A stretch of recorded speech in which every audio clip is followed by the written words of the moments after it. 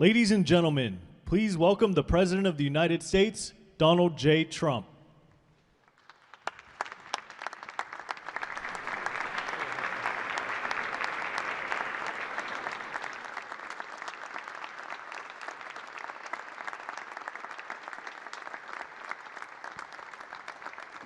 Well, thank you very much. This is a big day and lots of people watching, and especially from other countries, the leaders of, as you know, the other countries, because we have a large group of leaders, and the ones that aren't here are watching on Zoom. I hope they enjoy it.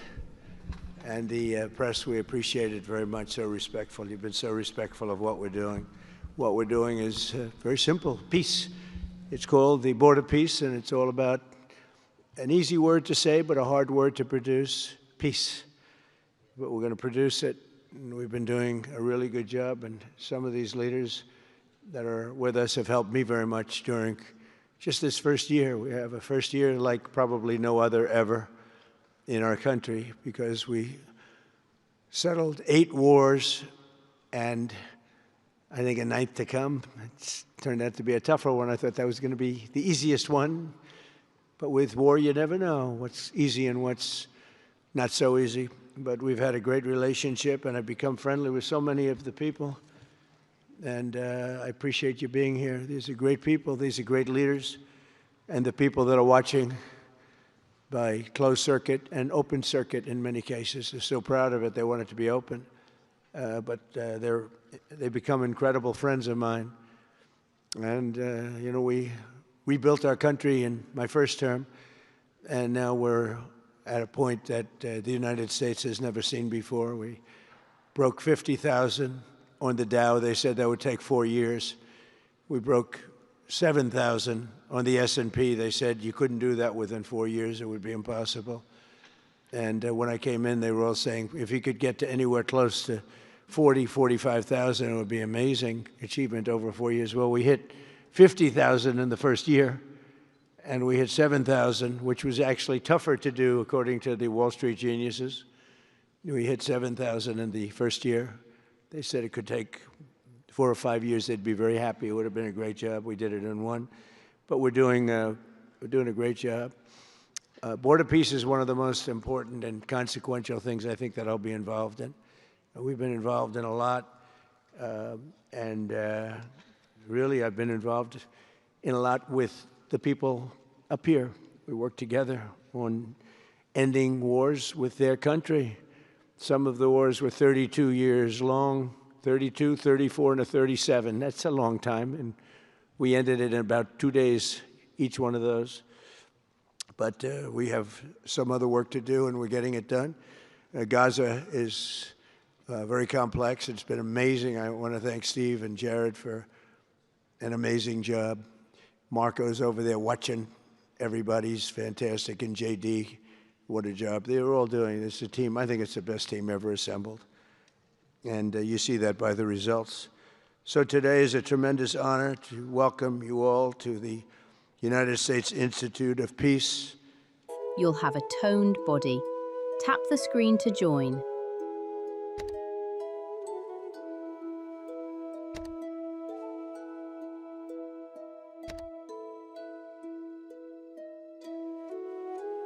World leaders. Almost everybody's accepted, and the ones that haven't will be. You know, some are playing a little cute. It doesn't work. You can't play cute with me. But they're playing a little bit. But they're all joining. Everybody. Most of them very immediately. A few that we really don't want because they're trouble. Take care of them.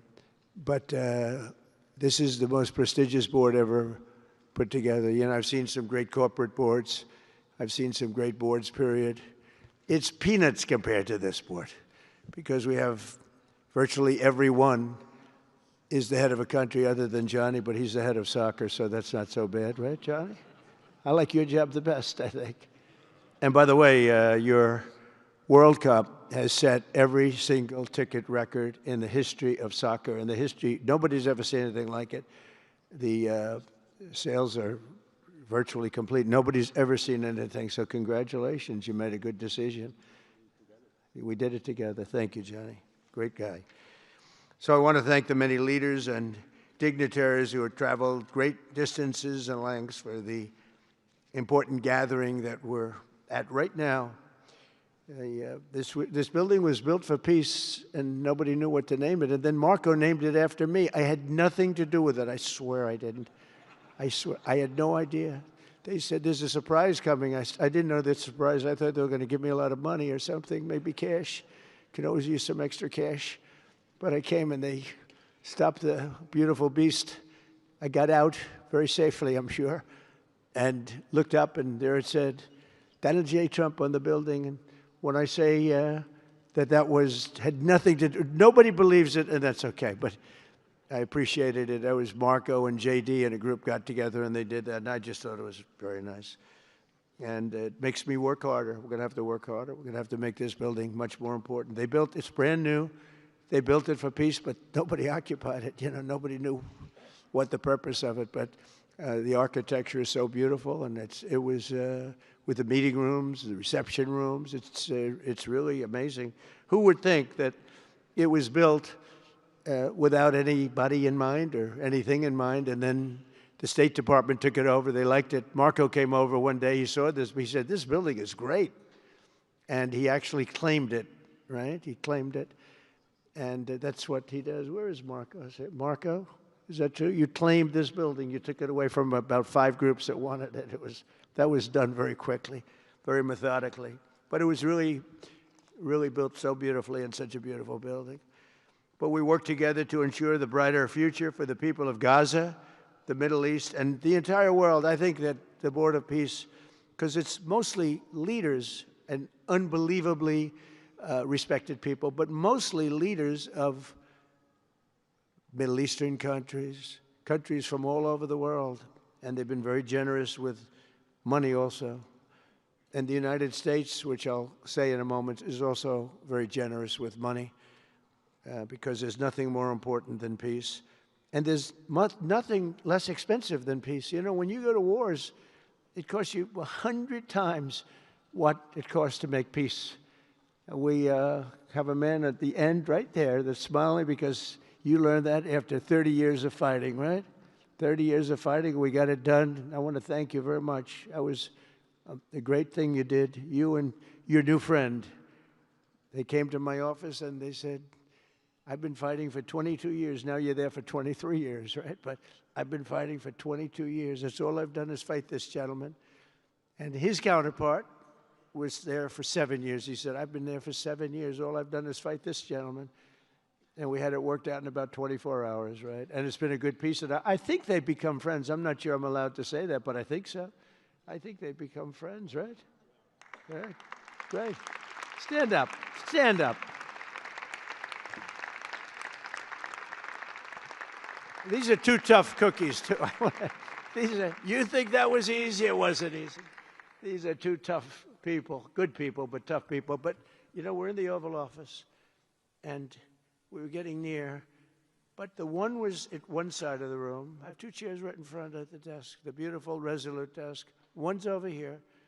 One's on the other side of the room. I said, folks, could you get a little closer? Well, I don't know. They felt very uncomfortable. You know, they've been killing each other for 32 years.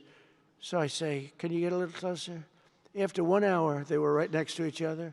We made a deal. They hugged, they signed, and we had peace with 2 very important countries, and I'll never forget it. So they started off a little weak, and they ended up really strong, and you can be very proud of yourselves. It was a beautiful thing to see. Thank you. Look at that. Can you believe it? 32 years. Thank you. Thank you very much.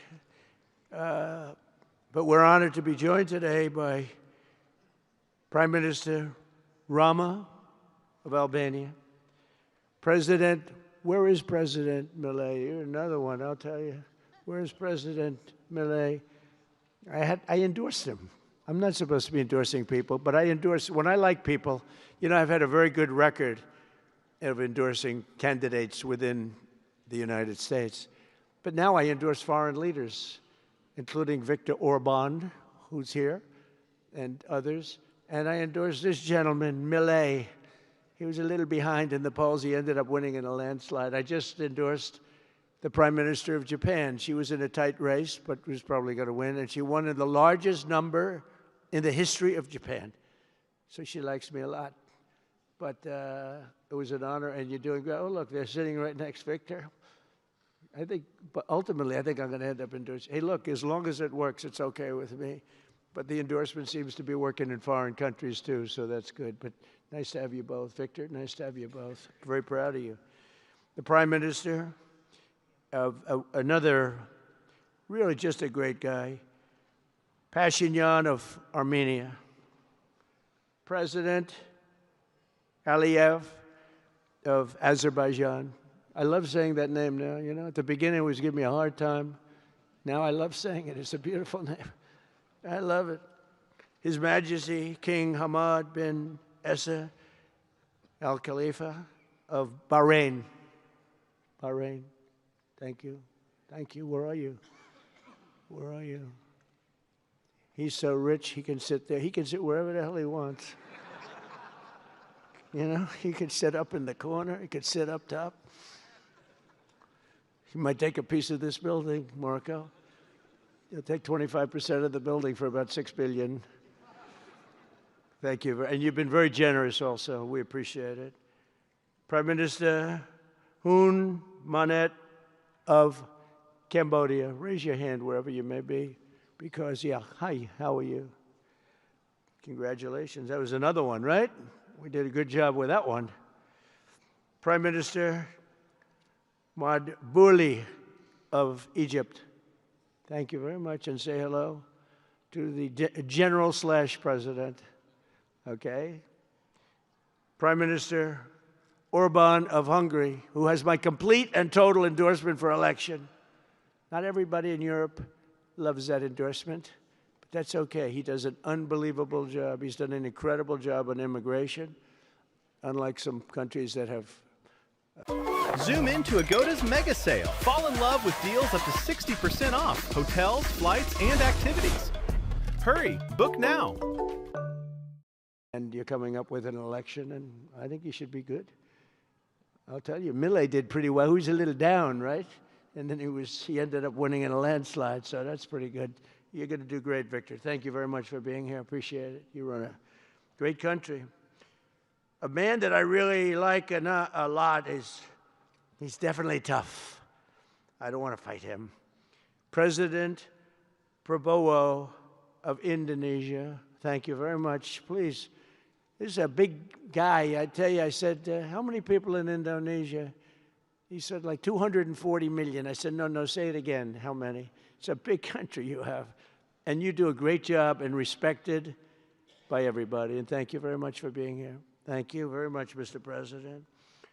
President Tokayev of Kazakhstan, thank you very much. What a country that is.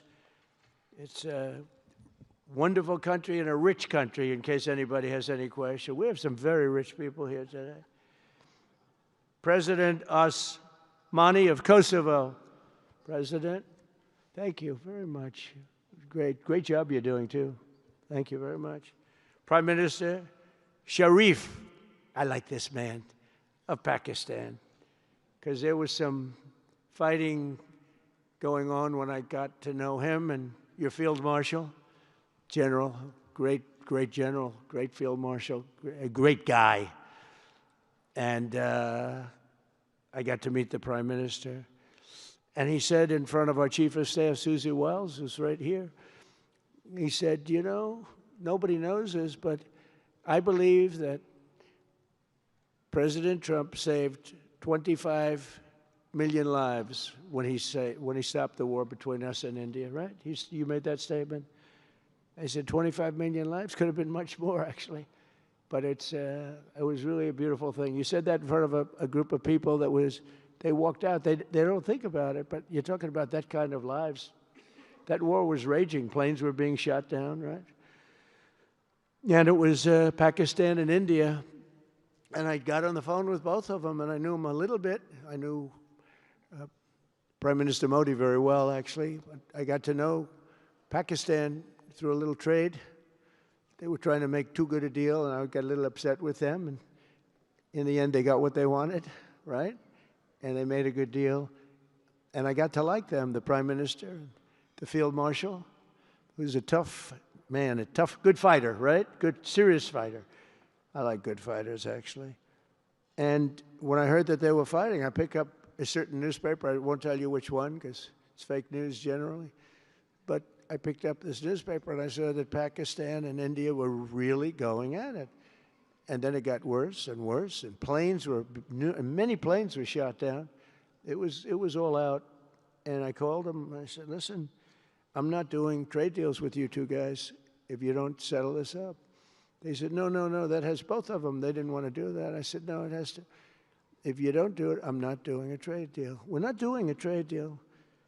And they do a lot of business with the United States, and they sort of softened up all of a sudden. Then all of a sudden I read where there was a little bit of a pullback by one, then the other, and all of a sudden we worked out a deal, right? But I said, if you fight, I'm going to put 200% tariffs on each of your countries, which essentially makes you not allowed, you can't do any business.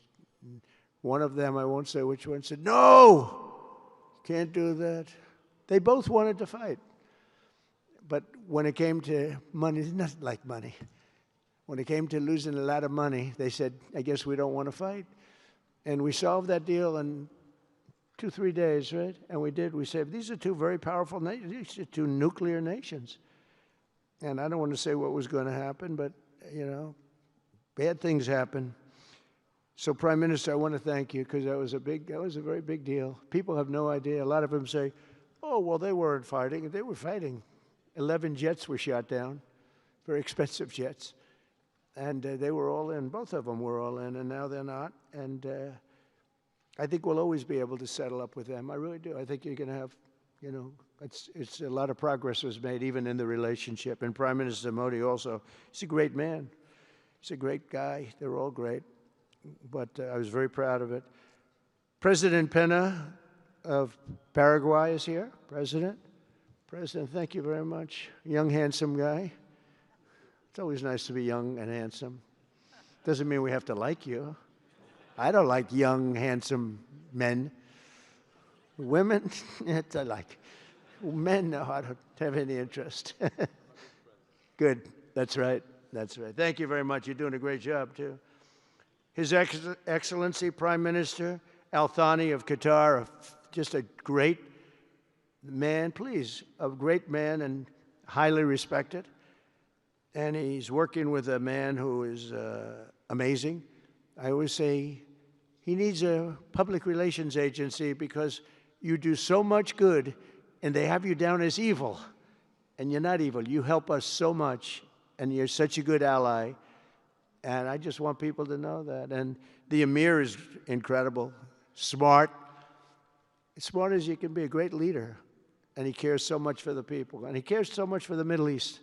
So I want to thank you very much and send my regards. Your country has been a great help. So, surprising to some of the people writing out there, but now they'll start changing their tune because it's true. I only tell the truth.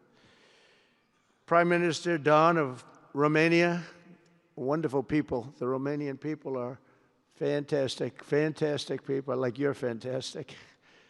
And a lot of them come and work in this country and help us in this country, as you know, and it's they are just really solid people.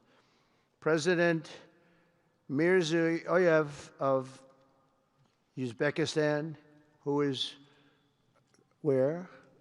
There he is, and a friend of mine. He's got one of the most difficult names in history, but that's okay. It doesn't matter. Your country's doing great. You're doing great. And just no problems. Every time I see him, nope, we're doing good. No problems. And General Secretary To Lam of Vietnam. Vietnam is incredible as a country and as a force. And it's an honor to have you. A really great honor to have you. A lot of respect. A lot of respect for your country. We'll also want to express my gratitude to Vice President J.D. Vance, who is a fantastic man. He's a fantastic talent. He was a great student. He went to one school. He graduated. You know, most people, if you watch some of the people that were at the event in Munich, they didn't graduate quickly from college. They had everything they could do. There was one young, attractive woman. She was unable to answer questions. And she didn't do so well like J.D. did in college. J.D. graduated in a 4.5-year college in 2 years. And then he went to Yale and he graduated at the top of his class, went to the military grade. But when he went to Yale, there was one person that was marginally ahead of him, so he married her. Can you believe it? He married the person that was ahead. I don't know. I always like to say J.D. was first and Usha was second, because I get a little uncomfortable when I say that. But he's been incredible. He's a brilliant guy and a great guy, and he's been my friend. All of our people, we have a fantastic group of people, our cabinet members, everybody, many of them here. But JD's been great. Thank you very much. He gets a little bit tough on occasion. We've got to slow him down just a little bit on occasion. He says his mind. Now, then we have the opposite extreme. We have your friend sitting in the back. Your best friend sitting in the back is Marco. Marco does it with a velvet love, but it's a kill, right? The result is the same. They do it very differently. Make it a habit. A 10-minute AI routine every morning. You'll be unrecognizable by Christmas. You in? So this is how I became the most dangerous person in the room. One habit changed everything. They say it differently, but Marco, don't do any better than you did, please. Because if you do, you're out of here. But no, I want my guys to do great. And the acclaim he's gotten and the acclaim JD gets is great. We have smart people. And when you see the representatives there, like Gavin Newsom, he didn't know what he was doing. They didn't even know why. He didn't know why he was there. Or AOC, she was unable to answer a simple question. And she could have said, well, I'm studying it, and I'll report back to you next week. You know, you can get away with that. But she just went, it's actually, I think it could be a career-ending answer, because for 25 years, anybody running against her, I think Susie is going to use that little piece of stuff. It was not good. It was not good. That was not a natural. So I want to thank JD. I want to thank Secretary of State Marco Rubio. They're extraordinary. I want to thank Special Envoy for Peace, Steve Witkoff, who has been unbelievable. You know, I took Steve because I was a developer in New York, really successful, actually much more successful than Steve, but I don't want to say that. I'm not going to say that, Johnny. I refuse to say it. But I saw something in Steve. Steve's a great negotiator. Everybody loved him.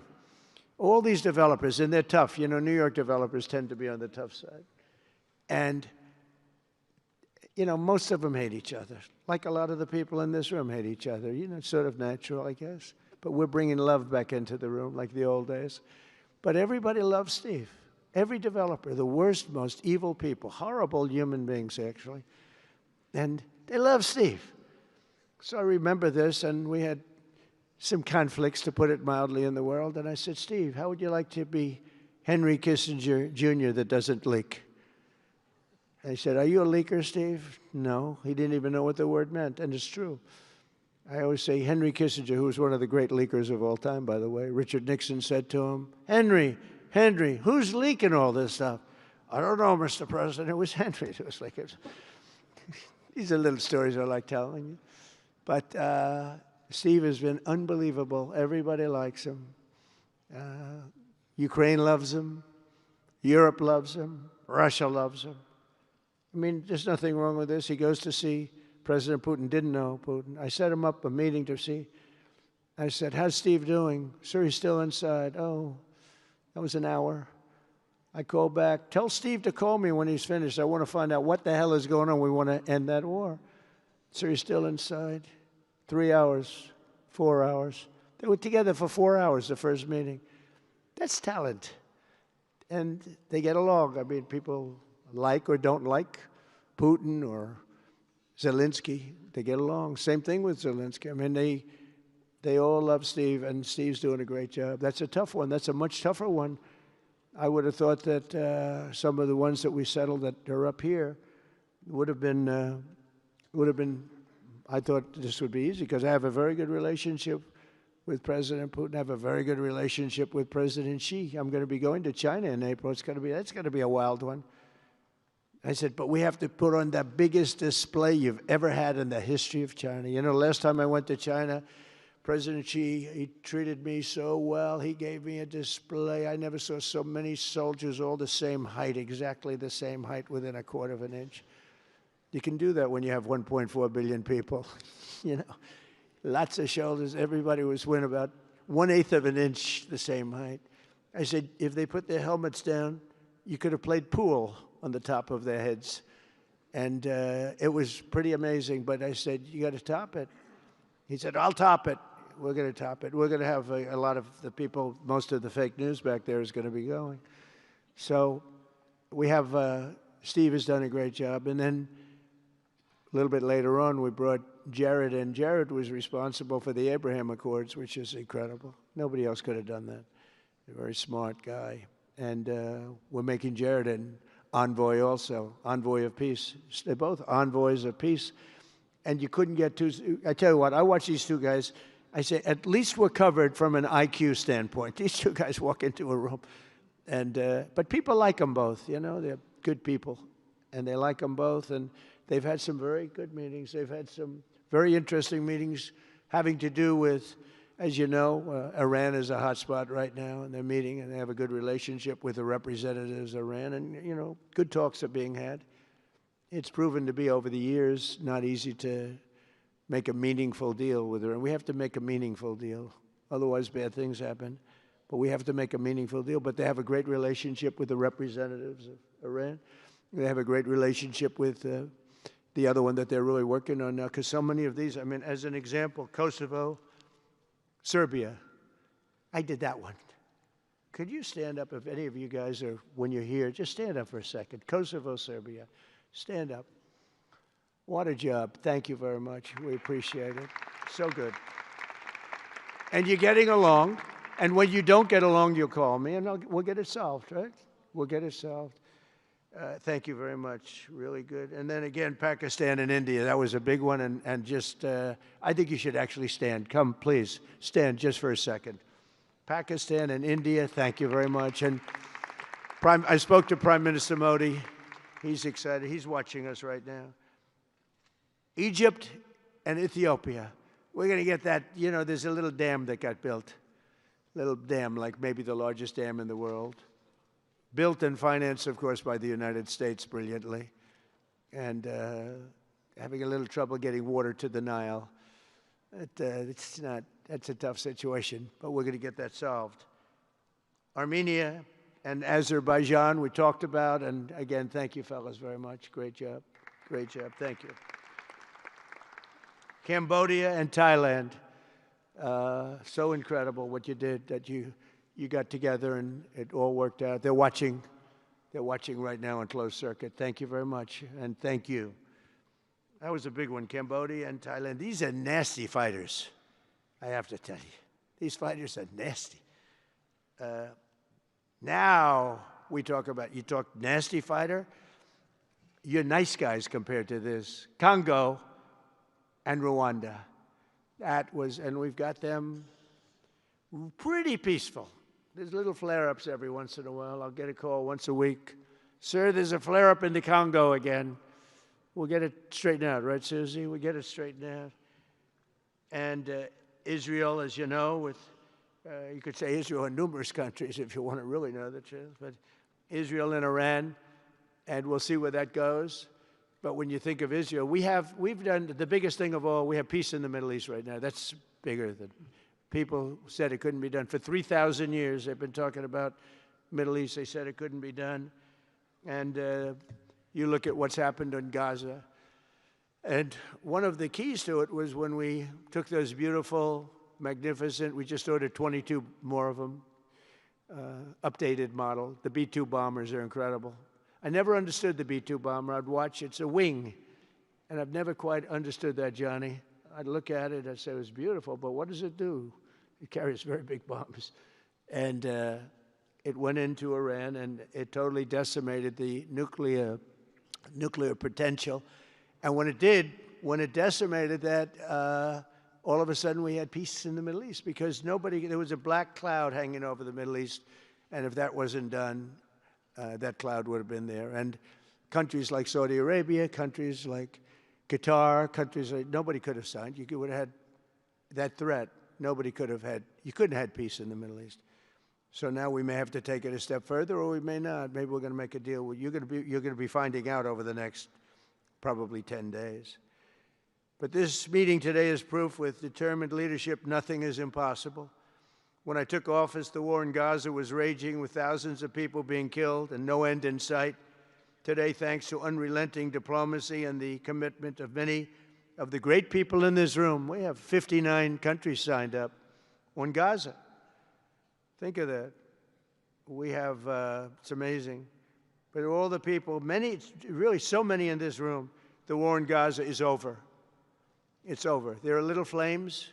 Hamas has been, I think they're going to give up their weapons, which is what they promised. If they don't, it'll be, they'll be harshly met, very harshly met. They don't want that. All the stuff like they don't mind dying. They told me that's not true. Everyone said, oh, they don't mind dying. No, they don't want to die. They said, we don't want to die. People don't want to die. The ceasefire was held, and every last remaining hostage, both living and dead, has been returned back home. Think of that. That was an impossibility. And we did hundreds of hostages, but the last 20, and I always said to Steve and Jared, I said, the last 20 are going to be very tough, very, very tough. And we got them back. We got the living back, and then we only got about 16 of the dead, and we said, well, you got to get them all. You promised them all. And they dug and dug and dug. You can imagine it's a job that's brutal. And Hamas really did a lot of that work. And you got to give them credit for that. They brought the last one home a week ago, and we got all 28 of them, living and dead. The amazing thing, because I've never seen anything quite like it, the parents of the dead, they knew their boy was dead. This case, boys, all boys, men, but to the parents' boys. They knew their boy was dead.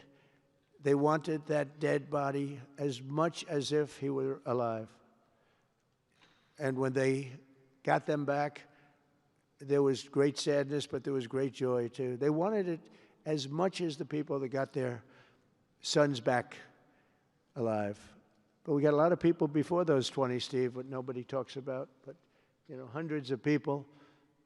We did a good job, and you guys did a fantastic job. I want to thank every nation that helped us achieve this monumental breakthrough, saving countless lives, and really bringing peace and bringing the concept of peace, because nobody thought peace in the Middle East. I've always heard peace in the Middle East is impossible, and it's turned out not to be. And we do have some work to do with Iran. They can't have a nuclear weapon. It's very simple. You can't have peace in the Middle East if they have a nuclear weapon. And they can't. So why should I learn a language with either of you? We match you with the best tutor for 60 you. days trick, We provide you with personalized one-to-one plans. 200 days trick.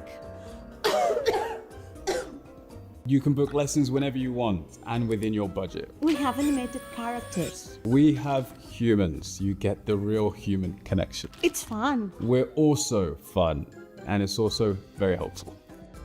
Well, so friendly. Discover the better duo. Improve your language skills with a Preply tutor. General in a little while was a good man, and I've had a good relationship. Other than in my last speech, they did turn off my teleprompter. I got up there, my teleprompter didn't work. I'm sitting in front of all of you people and more. I had no teleprompter. I knew I was in trouble because I'm walking up. The teleprompters are over here. I had the most beautiful speech ready. I was all set to knock them dead. First, I had an escalator that stopped. You know that. It's going up, boom. It's lucky my movie star first lady was in front of me because I put my hand on a certain part of her body, and I was able to stop my fall. Otherwise, because she had no trouble, I said, boy, that was a very sharp stop, Johnny. So I said, that was strange. I've been on a lot of escalators. It's never happened before. Usually it stops very slowly. This was just boom. but our First Lady was right in the proper location for me. I'm waving to people, and she was holding on a little tighter. She knew what was happening. She did. She said, that's a very successful movie out right now, like #1. Can you believe this? And it's a big movie star. And I always say it's trouble because I always say there's not room in one family for 2 stars. I told her that. We can't have 2 stars in one family. So I don't know what that means, but it's not good. But it is good because we're proud of her. She did people in the United States love the First Lady, and she did the movie, and it's become the biggest selling documentary in 20 years. Can you believe? The theaters are all packed. Women especially, they go back and they see it 2 or 3 times, 4 times. But together we're committed to achieving a Gaza that is properly governed throughout. The whole area is going to be, so many countries that have really nothing to do with the Middle East, but they're maybe somewhat close by. They're all involved. They want to go in and fight. They tell me all the time, we'd like to send soldiers to fight if it's necessary. And I don't think it's going to be necessary. We have 2 countries that want to go in and do a number on Hamas. I said, I really don't think I hope it's not going to be necessary, because they made a promise, and they promised me, get rid of their weapons. Looks like they're going to be doing that, but we'll have to find out. But it's no longer a hotbed of radicalism and terror. And to end that, we have today, and I'm pleased to announce that Kazakhstan, Azerbaijan, UAE, Morocco, Bahrain, Qatar, Saudi Arabia, Uzbekistan, and Kuwait have all contributed more than $7 billion toward the relief package. That's great. Thank you, fellas. Thank you.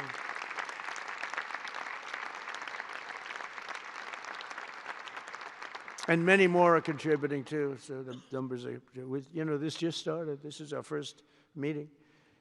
But every dollar spent is an investment in stability and the hope of new and harmonious.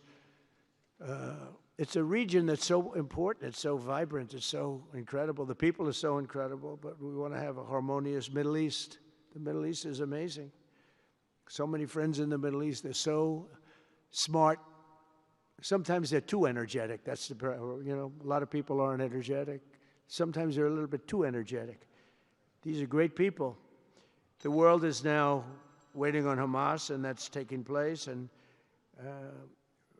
it's the only thing that's right now standing in the way. We have Lebanon with certain things that we're working on that are very important. We have to solve the problem of Lebanon, but it's relatively small in terms of what's been done. And again, the key was getting rid of the nuclear potential, because Iran would have had a nuclear weapon based on everything we found out since within 1 month. We can't let that happen. So many of our friends in Europe are attending today, and we're eager to have them become full members. They all want to become full members, and we've had a great response from Europe.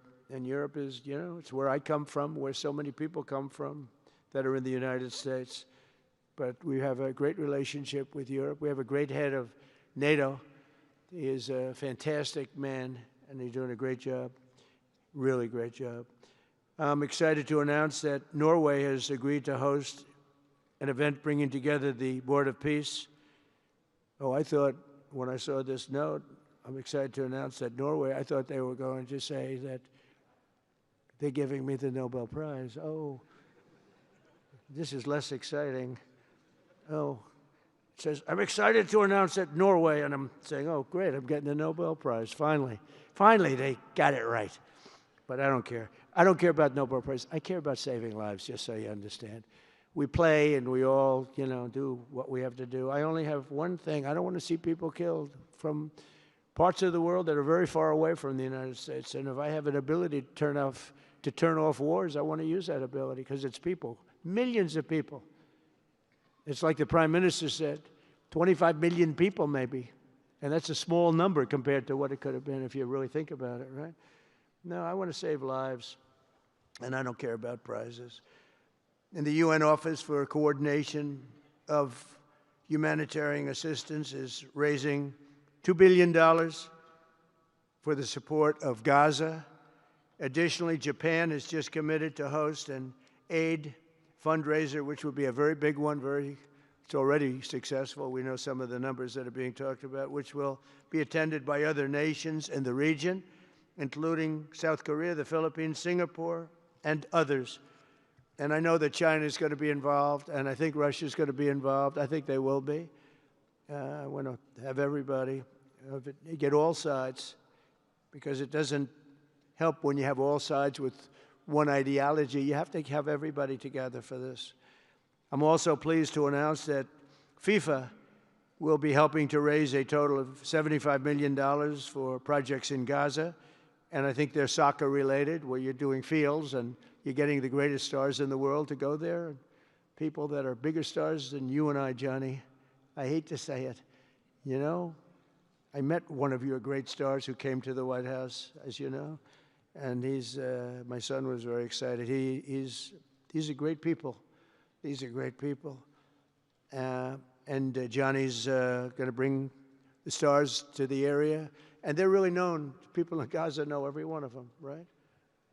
You know?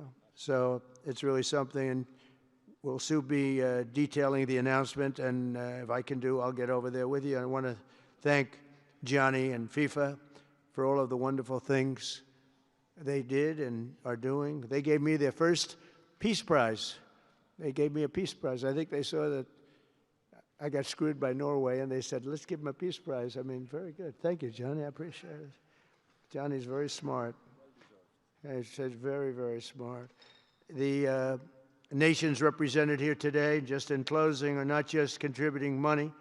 Some are also pledging personnel to help preserve the ceasefire and secure a very enduring peace. We have to have enduring peace. Having peace, knowing it's going to blow up in 2 weeks, doesn't mean anything. In particular, Indonesia, thank you very much. Indonesia.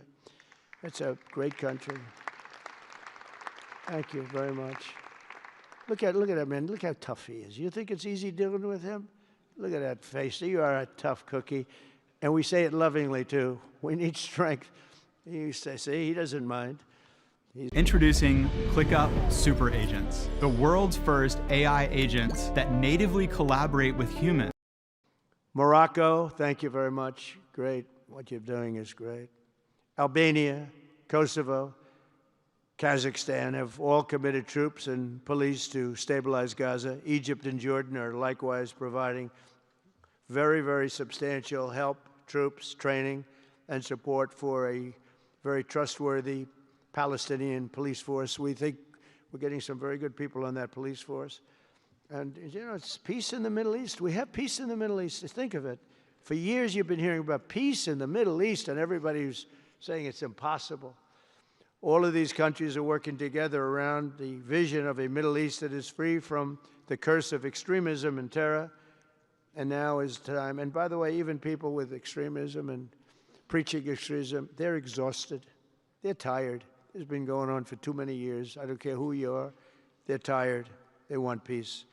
And now is the time for Iran to join us on a path that will complete what we're doing.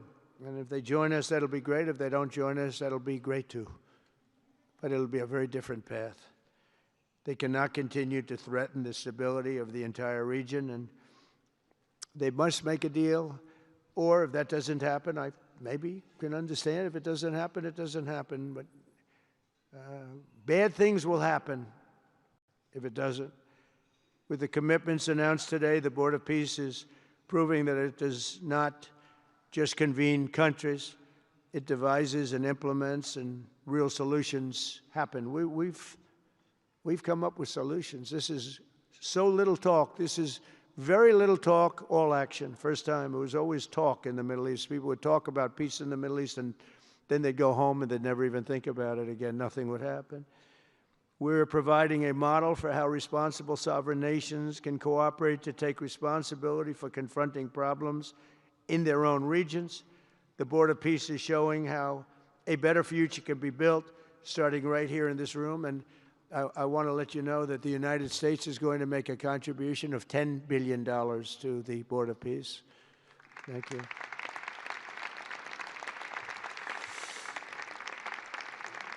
And we've had great support for that number. And that number is a very small number when you look at that compared to the cost of war. That's 2 weeks of fighting. It's a very small number. It sounds like a lot, but it's a very small number. So we're committed to $10 billion. Together we can achieve the dream of bringing lasting harmony to a region tortured by centuries of war, suffering, and carnage. They say 3,000 years. And hopefully we can lift up the eyes of the world to envision how other intractable conflicts can be settled.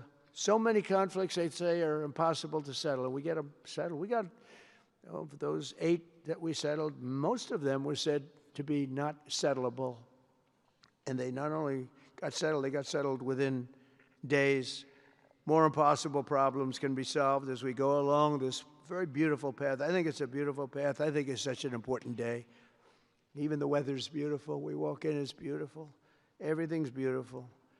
But the ancient wounds can be healed, and they are indeed ancient. This has been going on for so many centuries that our entire planet will be a better, safer, more beautiful, and more peaceful place for us all. We're going to be working with the United Nations very closely. We're going to bring them back. I think the United Nations has great potential, really great potential. It has not lived up to potential. The 8 wars, I never even spoke to them about one of them, and I should be speaking to them about all of them.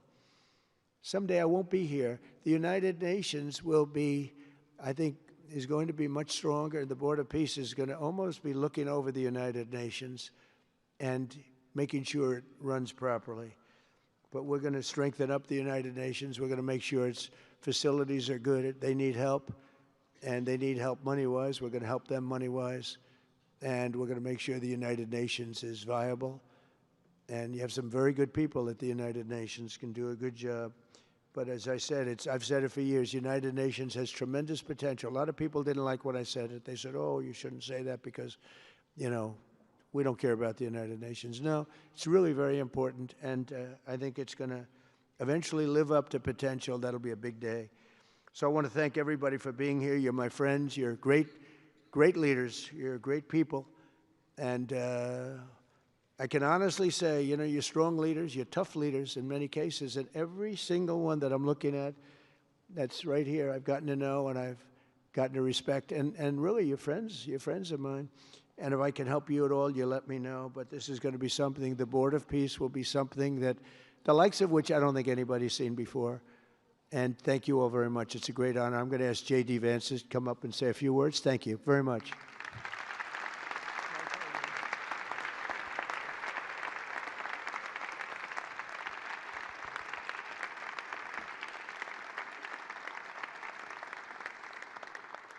Well, thank you, Mr. President, very much for your leadership, but also for the kind words about me personally. I knew exactly what I wanted to say, but then after the President said that I was so smart and that I didn't want to repeat our Congresswoman who froze for 20 seconds over in Munich, now I'm tempted, sir, just to freeze for 20 seconds and just stare at the cameras, and maybe they'll say nice things about me like they do about Congresswoman Cortez. But I have 3 very brief messages. First of all, to the President of the United States, but to the entire team, to Marco, to Steve, to Jared in particular, who've done such an incredible job.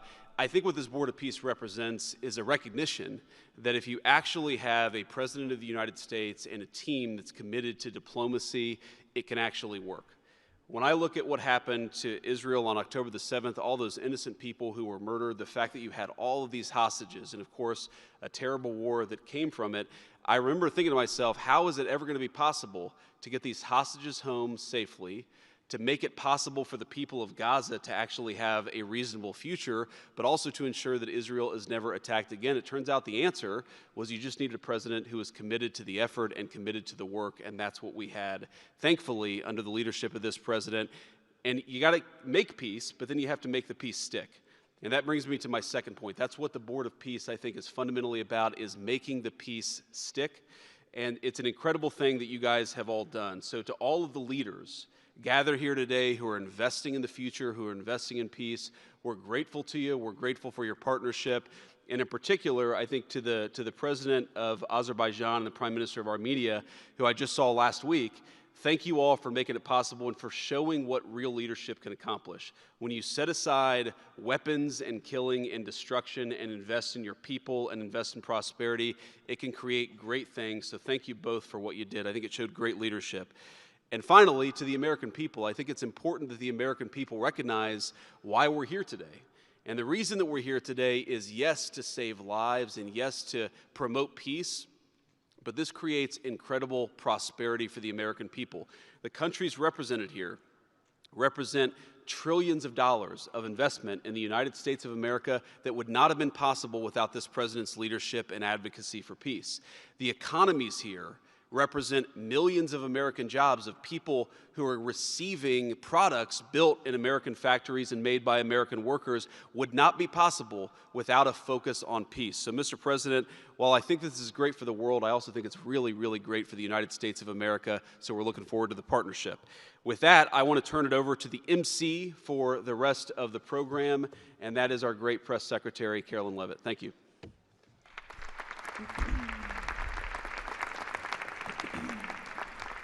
Well, congratulations, Mr. President and Mr. Vice President, for convening the first ever Board of Peace meeting, and we will now hear from our Secretary of State, Marco Rubio.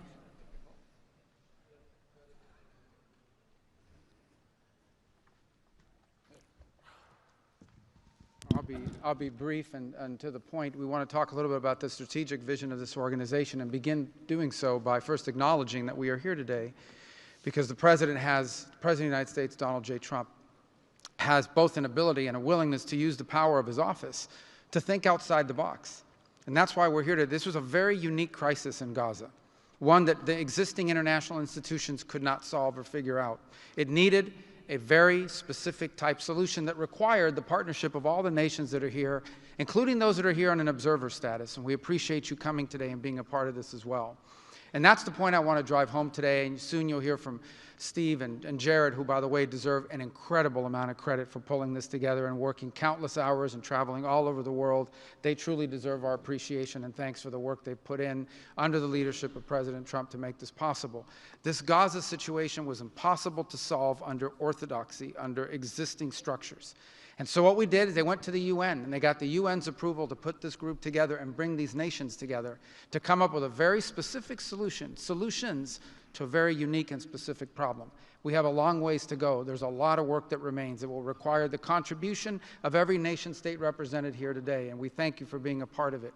And we hope that this can serve as a model for other complex and difficult situations so they can be solved in the same way. But right now the focus is on this one. We have to get this right. There is no plan B for Gaza. Plan B is going back to war. No one here wants that. Plan A, the only path forward, is one that rebuilds Gaza in a way of enduring and sustainable peace where everyone can live there side by side with one another and never worry again about returning to conflict, to war, to human suffering, and to destruction. And again, Mr. President, thank you for having the vision and the courage to pursue something that has never been done before, and we're not done yet. And thank you to Steve Witkoff and Jared Kushner for the time and the work they put into this. And thank you on behalf of the State Department and the U.S. government to all of the nations that are here. Every one of you is indispensable, including our observer partners, who we hope can find your way to join us at some point as officially part of this. But we are grateful for the fact you're here today and the contributions you've made already. Thank you.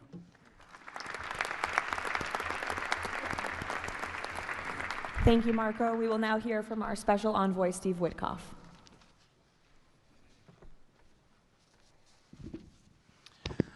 Thank you, everybody, for being here. I don't know if we ever believed that this was possible when we first started envisioning a Board of Peace, but of course, under the President's indispensable leadership, and it begins with that. It begins with President Trump's leadership and his direction. We are here today, and it's pretty amazing. I think we have some people to thank. We had an amazing partnership between the mediating countries, Qatar, Egypt, Turkey, Prime Minister Mohammed. You are an exceptional human being. You really are.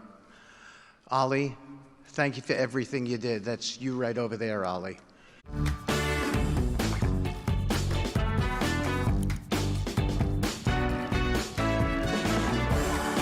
And so was Ibrahim and President Erdogan, and of course, To the Egyptians, Badr, I know you're smiling because we went through so much. And General Hassan was amazing. We all became friends here. Prime Minister Sisi, President Sisi, pardon me, and so many others. But our team, JD, your insight, your counsel, and Marco, you're an amazing secretary, and it's a privilege to work for you. And Jared, you are my dear friend and the best partner I ever had. You are an amazing person. But Mr. President, it is my greatest honor to work for you. It is the blessing in my life. I've had many blessings. I don't have to be a practicing lawyer anymore, but this is my greatest blessing. But I also have to mention one other person who is important to this discussion. Oh, the Israelis, I forgot. Prime Minister Netanyahu. Without him, much wouldn't have been accomplished as well. And that's really important that we acknowledge him here today, and Ron Dermer. But a person who doesn't care much about the acclaim we have to acknowledge too, and that's you, Susie. Because I would come back and you would say to me on every trip, what can I do for you? This matters. And you were an inspiration for all of us. So I thank everybody, and let me get on to, am I going on to the next slide? Sure. Caroline? Sure. Okay. So with regard to the hostages, we're here today, again, I say it, I know it sounds redundant, but we're here today because of President Trump. Without him, none of this was possible. There were 251 hostages. 168 came out alive. 83 bodies were returned to their families so that they could grieve and remember their loved ones like in a normal way. In a way that brought their families together. So that was just as important.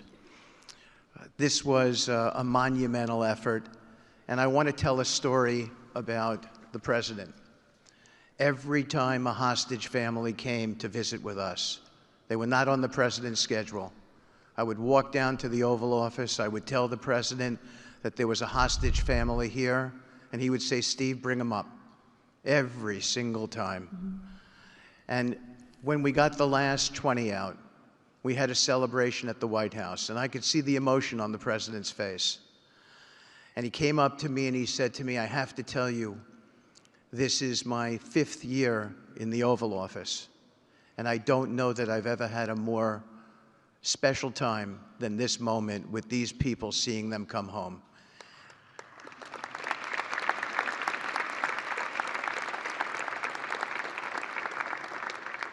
And I said to the president, you have to look around because none of them would be home without you, sir.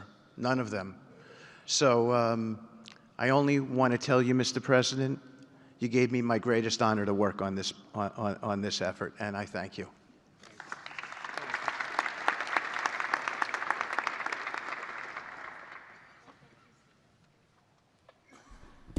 Thank you, Steve. Now you're going to hear directly from the team that has been tasked with implementing President Trump's 20-point plan for Gaza, beginning with our ambassador to the United Nations, Mike Waltz.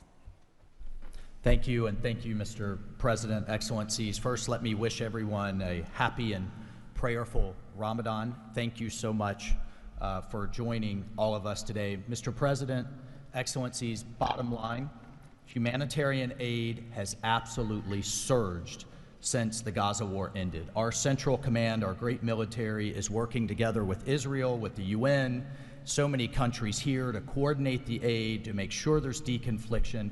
Over 70 countries now are participating in our Civil Military Command Center, and here are the results. Aid is up. 4,200 aid trucks have entered Gaza each week for 13 consecutive weeks, the longest stretch of high-volume assistance to Gaza in years. Diversion is down significantly from prior to the ceasefire, with less than 1% diverted this month. Food supplies are way up. We are reaching the full 2.1 million Gazans with aid. up 5 times from the delivery levels before the ceasefire. The percentage of households experiencing severe hunger has dropped from about 30% to down to 1%. As of this past February, drinking water has doubled and child malnutrition has been cut in half. If we could go to the next slide. Mr. President, only under your leadership and this great team could we bring together the United States, Israel, Egypt, Jordan, the UAE, the United Nations agencies. Mr. President, bottom line, like you, this is a board of action, not a board of endless talk or speeches, and these results are a true testament to your leadership and the leadership of this great team. We are saving lives, and it's an honor to be a part of it. Thank you, Mr. President. Dr. Ali Shaith. It is my honor to be here representing the National Committee for the Administration of Gaza. Thank you, President Trump, for your leadership, for your continued efforts. A new governing authority is now in place for Gaza, with a clear mandate and a clear commitment to establishing development and stability. However, we are operating in extremely difficult conditions. Large parts of Gaza Strip are severely damaged, destroyed actually. Humanitarian needs are acute. Law and order remain fragile. This is not normal operating environment, President, which is precisely why discipline and prioritization matter. Our priorities, therefore, are defined into 4 categories. First, restore security via professional civilian police under one authority, one law, and one weapon, including training and developing 5,000 Gazan police to be deployed in 60 days. Secondly, revive economic activities and livelihoods, creating decent jobs, especially for our young population. Thirdly, ensure sustainable emergency relief as described earlier. Fourthly, restore basic services including electricity, water, health and education, and last but not least, the access and movement. Our mandate is simple, President, step by step to build the foundation for lasting peace, dignity and prosperity for the people of Gaza. And this is where we count on your continued leadership and support. Blessed the peacemaker. Thank you.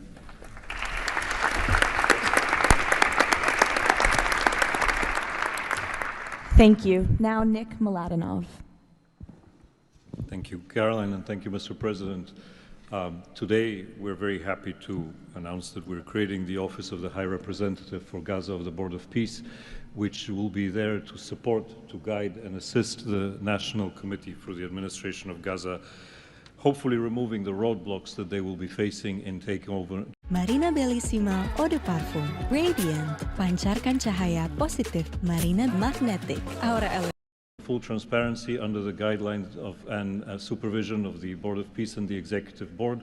And of course, we will do that in great coordination with the Israel and with the Palestinian institutions, who we both require to make this work on the ground. And certainly with my very good colleague here, General Jefferson, the International Stabilization Force that is coming together. Mr. President, if I can actually use the opportunity to announce some breaking news that as of this morning, we started the process of recruiting Palestinian police force that Ali was just referring to. And just in the first few hours, We have 2,000 people who have applied to join a new transitional Palestinian police force to be formed in Gaza under the authority of the National Committee with the support of the Board of Peace, trained in Egypt, where we have received an excellent proposal of how to do that forward. And this is critical to what we need to do as we begin this process. And if we may move to the second slide. It is this Palestinian security force under the authority of the National Committee for the Transition Period that will allow us to ensure that all factions in Gaza are dismantled and all weapons are put under the control of one civilian authority. The only way to do that is the full implementation of the 20-point plan and the UN Security Council resolution, which binds us all to make sure that that is the way forward. We have now a fully agreed framework with the mediators on how to do this, and I thank very much the state of Qatar, Egypt, and Turkey for their excellent support in this. We now need to move forward on communicating it and negotiating the details of the implementation plan with the factions on the ground. But rest assured to all of you that we're on the right track, and if I can ask one thing of all of us, is to make sure that we have one message. There is no other option except the full demilitarization and decommissioning of all weapons in Gaza for reconstruction to begin and for people to have a new way of life going forward. Thank you.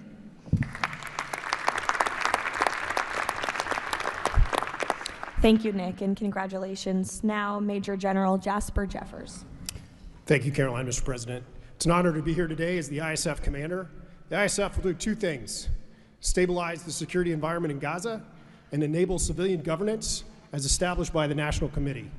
For the last few months, we've had a team on the ground of U.S. military experts preparing the infrastructure for the ISF.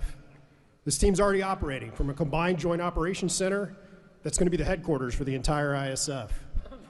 As you can see on our map, our plan is for the ISF to be assigned in 5 different sectors, each sector receiving 1 ISF brigade.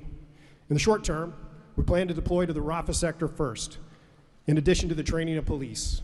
Midterm objective is to continue to expand sector by sector, all moving to our long-term 12,000 police and 20,000 ISF soldiers.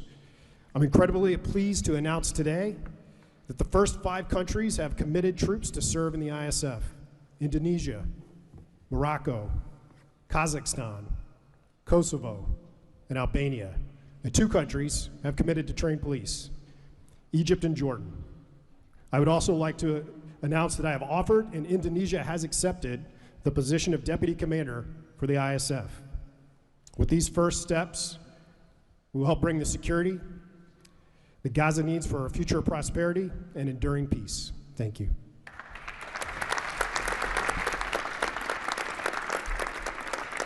Thank you, Major General. Mr. Tony Blair. For decades, Gaza's governance has been characterized by extremism, corruption, ineffective institutions, and the complete absence of a route to prosperity for the Gazan people. Yet, as President Trump recognized, its potential has always been vast. 25 miles of Mediterranean coastline, proximity to great regional and global markets, and a young, dynamic population with a median age of 19. So today we set out profound changes necessary to rebuild Gaza for Gazans. Gaza not as it was, but as it should be, including its governance.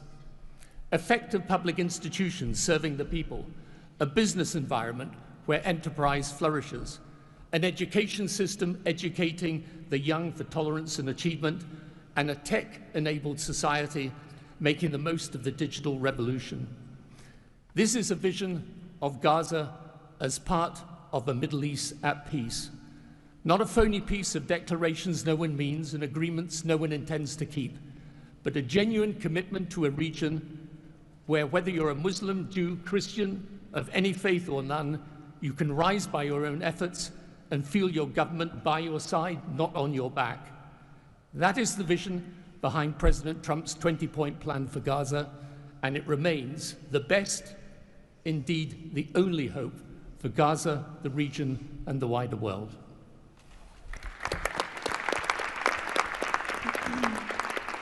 Thank you. Mr. Yakir Gabay. Hello, everybody. Thank you, Mr. President. Gaza is destroyed. We assembled here on this historic day with common vision to rebuild Gaza for the next generations.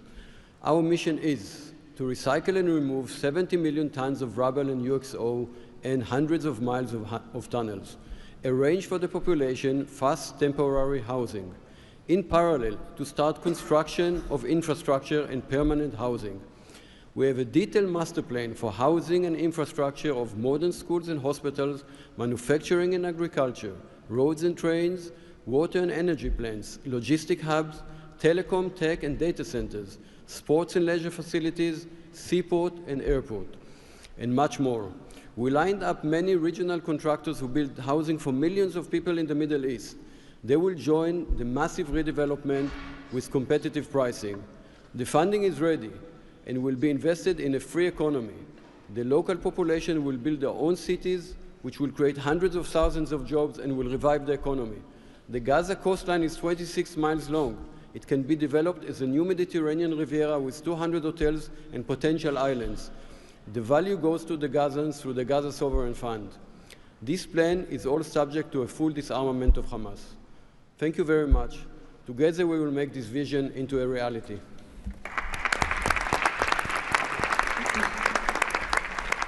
Thank you. Mr. Liren Tanmin. When we asked the NCAG what Gaza needs to unlock its potential, the answer was clear. Reconnect Gaza to the world, digitally and economically, and replace corruption with an open, tax-free system. Gaza was once a vital trade hub between Asia and Europe. Reconnection is a return to its roots.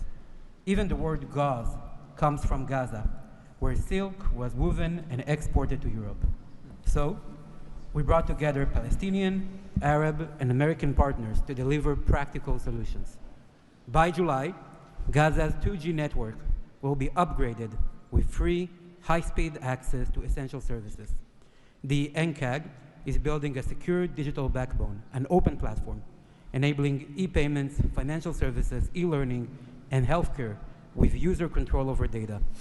This effort is supported by our regional partners, and I believe you will hear some exciting news from them on that later today. In parallel, we're advancing an Amazon-like logistics system to help Palestinian launch businesses import globally and trade securely. This will lower prices, drive growth, and help transform Gaza into an open, transparent, corruption-free economic zone. Thank you. Thank you. Mr. Mark Rowan. Mr. President, distinguished leaders, the goal is simple. Take the momentum all of you have provided and build it into something that is not just temporary relief, but something that provides a long-term foundation that will enable many of the goals we've spoken about today to be achieved. We plan to do this by gathering. Here's the reality. Your college degree took 4 years and $100,000. AI skills. Independent, professional, conflict-free management of the resources to benefit the Gazans. This will also enable expeditious planning and zoning and not fragmented projects that do not contribute to an economic whole. The potential here is tremendous, but it has to start somewhere. The start is in Rafah, where, as you heard, that will be the first place security is deployed. The plan is 100,000 homes for 500,000 residents plus $5 billion of infrastructure. Over time, 400,000 homes for the entirety of the population with more than $30 billion of infrastructure. Let me put it in financial terms. This is not a problem of money or collateral. This is a problem of peace. The coastline alone, $50 billion of value on a conservative basis. The housing stock, more than $30 billion as rebuilt. The infrastructure, more than $30 billion. $115 billion of value. It just needs to be unlocked and financed. Great. Thank you. Mr. Ajay Banga. Thank you, Caroline, and thank you, Mr. President. All this requires money. And so when the UN Security Council resolution got passed, we set about creating the Gaza Reconstruction and Development Fund At the World Bank, it's housed there. The World Bank's role is that of a limited trustee. We manage the donor contributions coming in of the type that the President said a little earlier in his opening remarks. And then we help to manage that money while it stays with us. And under the direction of the Board of Peace, we disperse the money for reconstruction and development projects in Gaza. This fund is ready to receive the donations that he spoke about just a little while ago. The second part of the story is that you as donors deserve the right to know that the money is being used in a transparent way. We are helping, along with the Board of Peace, which takes the ownership of ensuring that the right kind of financial, legal, and oversight mechanisms are being put in place. We've even assigned a financial controller from the World Bank on a secondment basis to the Board of Peace to ensure that we can try and help build the best standards in this process. Now, this is just the beginning. This work is going to need 2 or 3 things that the World Bank Group can bring to the table. The first is leveraging of public finance. Because of our AAA rating, we have the ability to leverage private bond money to help to create the resources we need to do what Mark just talked about. The second is we can de-risk private investing. And the third is we have people on the ground and expertise and knowledge of doing this kind of work in other markets.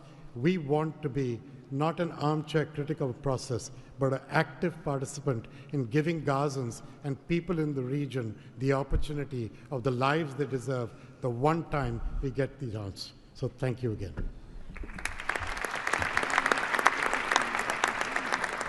Thank you all for your tremendous work. Before we turn it over to many of the distinguished leaders who are here today, we are going to hear from Mr. Kushner to talk about the future of the Board of Peace. Thank you, Caroline, and thank you, Mr. President, Mr. Vice President, Secretary Rubio. We cannot change the past, but I think that what you're seeing today is that we can potentially change the future if we focus and do this in the right way. We tried to structure this meeting like a proper board meeting, like we do in the private sector, where we have all the preparation, we get the right people together, and we really report on what our challenges are, what the opportunities are, and what are the approaches. What you've seen today is just a small sample of the work that's been done. And I really want to thank the entire team that's worked so hard at this. A lot of these people are volunteers. They're doing this not for any personal gain. People are not personally profiting from this. They are really doing this for their children and for their grandchildren and because they want to see peace. One small anecdote is Liran said to me, "Are you sure I should be presenting? I'm a Jewish Israeli and I'm working on Gaza and all these things." And I said, that's exactly why you should be presenting today.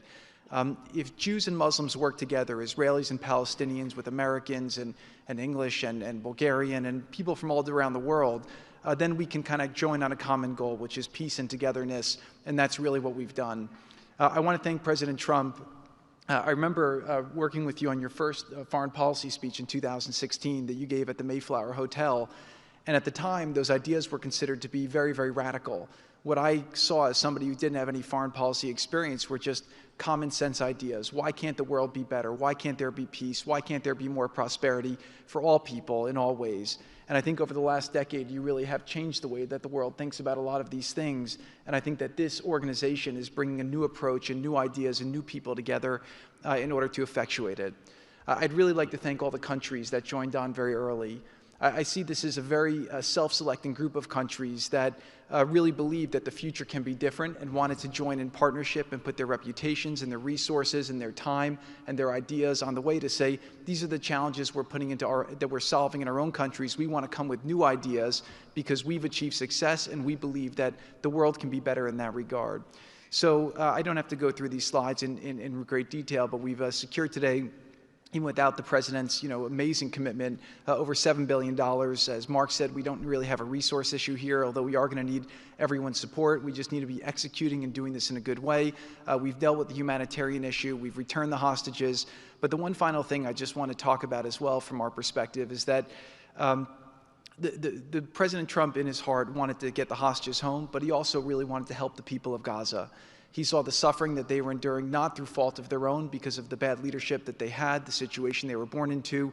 The war was a horrific, horrific situation. And I think through this process, thanks to Ali and the committee, we are now here to fully support the committee. We are here to help the people of Gaza, to lift them up and give them every opportunity to succeed. And we really see this as a partnership with them and with the Israelis to see if we can create an environment that can be peaceful, that can be functional, that can offer people the opportunity to really live a better life. And I think you've seen some of the work today, and hopefully we'll be successful. Like I said, the last one, failure is not an option, and we have to really push forward and keep finding ways to succeed with this. So really thank you, President Trump, Vice President Vance, and Secretary Rubio, and obviously Steve, who's been, like he said about me, I feel just about him. Working through all these challenges has been an absolute honor and a pleasure with you, and I've really been very lucky to have your partnership. So really thank you all, and I'll give back to Caroline. Thank you. Thank you, Jared. The war Hamas began has left. The war Hamas began has left Gaza in ruins. Yet from these ruins, a new future will rise. President Donald Trump's unparalleled achievements in just a few months. The United States, together with key regional and global partners, has signed the 20-point Gaza Peace Plan, a blueprint for security, peace, and prosperity. All the hostages returned, the living ones to their homes and the deceased to burial. Ceasefire is stable, and the killings from both sides reduced by 99%. The United Nations Security Council approved the establishment of the Board of Peace chaired by President Donald Trump, a governing body dedicated to providing security, infrastructure, and homes for Gaza's people, ushering in the new dawn for Gaza. The new Palestinian Technocratic Government of Gaza, the NCAG, was elected with consent of all parties, including the Palestinian factions, Israel, and the Arab countries. Rafah border crossing with Egypt was open. The NCAG will secure the disarmament of Gaza to ensure one authority, one law, and one weapon. The United States and its partners, in coordination with the World Bank, are pledging billions of dollars to rebuild Gaza. Safe areas are being established in Rafah and later across the Gaza Strip, where families can receive shelter, food, health care, and education. In Rafah, Gazans will build their first new city. I'm 103. I am going to start Tai Chi because I still have 53 years left on the planet I want to enjoy. This is me after 2 months of Tai Chi. It keeps me strong, flexible, and energetic. It helps. Make it a habit. 7 minutes of Tai Chi every morning, all the way for 1 month. In 1 week, you feel better. In 2 weeks, you look better. In 1 month, your wife won't believe your results. Here's a printable Tai Chi workout plan made for men over 50. These beginner-friendly exercises take just 7 minutes a day. Tai Chi helps men feel lighter, relieve back pain, and wake up with more energy every day. It's more than a workout. It's a game changer for your health and longevity. Get your printable and follow along. Secure, prosperous, and peaceful.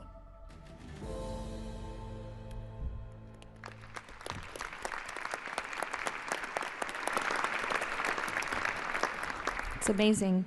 Now we will hear from our distinguished leaders who are here today, beginning with the King of the Kingdom of Bahrain. You're welcome.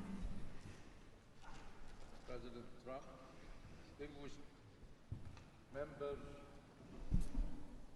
of the Board of Peace, it is an honor to participate in this inaugural meeting of board convened by President Donald Trump. I take this opportunity to extend my heartfelt congratulations on this worthy and timely initiative. The meeting comes during the holy month of Ramadan, where we will pray to Almighty God that our endeavors will bring peace, security, prosperity to the world. As a founding member of the Board of Peace, the Kingdom of Bahrain recognizes and endorses the tremendous potential of this body, the extraordinary drive of its chairman, and his sincere efforts to unify nations in our common objectives of fostering and enduring peace for the Middle East. We greatly appreciate President Trump's initiative in presenting the Gaza peace plan and establishing this board as a vital platform for dialogue, action, and delivery. As we embark on this historic journey together, we urge all peace-loving nations, organizations, and groups to actively engage in the successful implementation of the second phase of the Gaza peace plan. This includes ensuring a lasting ceasefire in Gaza, facilitating its reconstruction, and providing hope and new opportunities for the people of Palestine and Israel. This inaugural meeting of the Board of Peace marks an extraordinary and pivotal chance to envision a new future to Gaza, one that emerges from the ruins of conflict to building a landscape of security, aspiration, hope, and opportunity for its people. And reaffirming our commitment to this vision, the Kingdom of Bahrain has contributed the funds towards the operations and administration of the Board of Peace, and today we announce our readiness to provide the necessary infrastructure and skills to establish an effective government digital services platform for Gaza. Our decision to join the Abraham Accord and enter into the CCPA agreement with the United States reflects our commitment to advancing peace and stability in the Middle East. The United States' historic and ongoing presence in our region has served as a positive force for stability, and we remain dedicated to strengthening our partnership. We look forward with optimism to working with the Board of Peace and all of our international partners who share our ambitions for a brighter future for all. Thank you, Mr. President.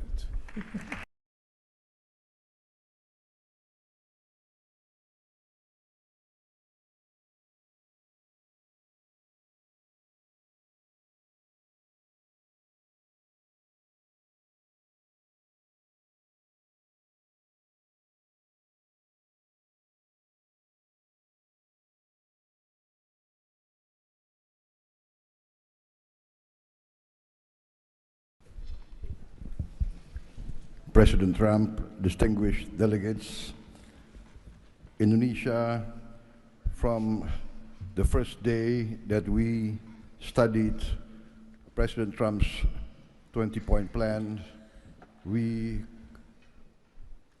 completely agree and we are fully committed to this plan, and that is why we joined the Board of Peace.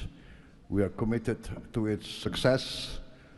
We know there will be a lot of obstacles, there will be a lot of difficulties, but we are very optimistic with the leadership of President Trump. This vision of real peace will be achieved. There will be problems, but we will prevail. We will achieve our dream of peace in Palestine, peace, a lasting and peaceful solution for the Palestinian problem and in Gaza. The achievements of the ceasefire is real. We commend this, and therefore we reaffirm our commitment to contribute significant number of troops, up to 8,000 or more if necessary. We are prepared to contribute the troops to take part actively in the international stabilization force to make this peace work. Thank you very much.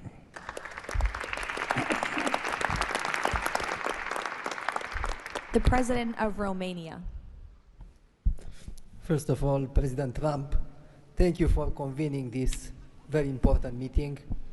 And thank you for your involvement and leadership for the peace plan in Gaza, a peace plan that have been comprehensive and stable, and also for your efforts and results in other parts of the world.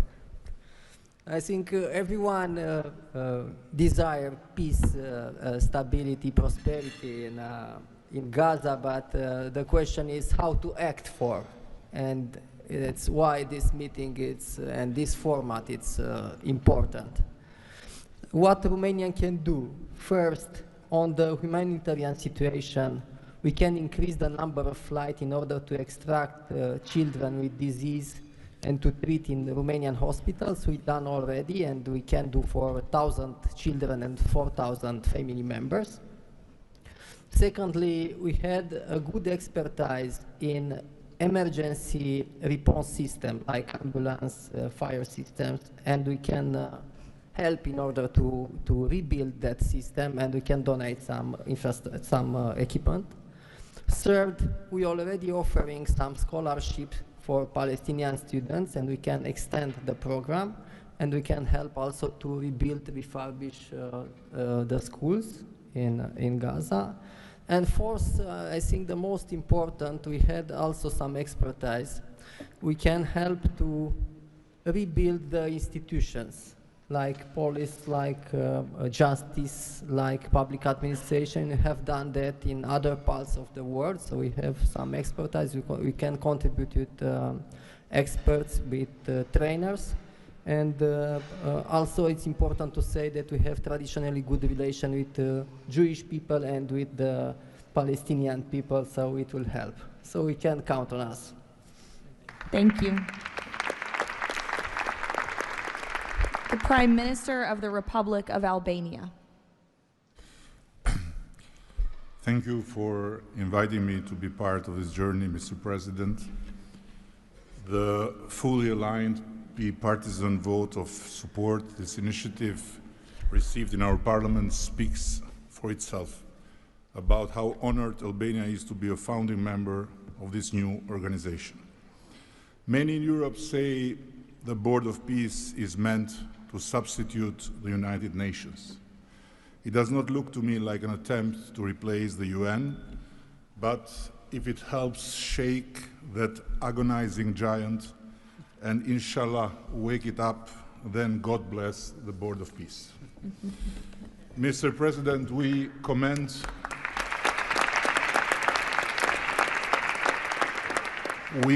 your decisive role in bringing a halt to the heartbreaking conflict in Gaza, and Albania has confirmed its participation in the stabilization force with our troops. At the same time, I propose that this board invite all countries to contribute directly by building a dedicated public facility for Palestinian children, and in doing so, the world would help the children of Gaza, who are the most innocent hostages of the lunacy of Hamas, to grow within the tangible presence of the largest chain of hands humanity has ever joined together, by not only putting the money, but bringing their own architects in this, so the world will transform an wound of history into an oasis of hope, where compassion takes concrete form and the future is shaped around those who deserve it most, the next generations of Palestinians. Albania would be privileged to stand in that chain. Allow me very briefly to draw your attention to another open conflict. My work is easy because I use ClickUp. Here's how AI saves me hours every day. It automatically prioritizes my tasks so I can focus. Brought Kosovo and Serbia closer than ever to a final peace agreement. The president of Kosovo was then brutally prevented from traveling to the White House to sign that agreement in the presence of President Trump.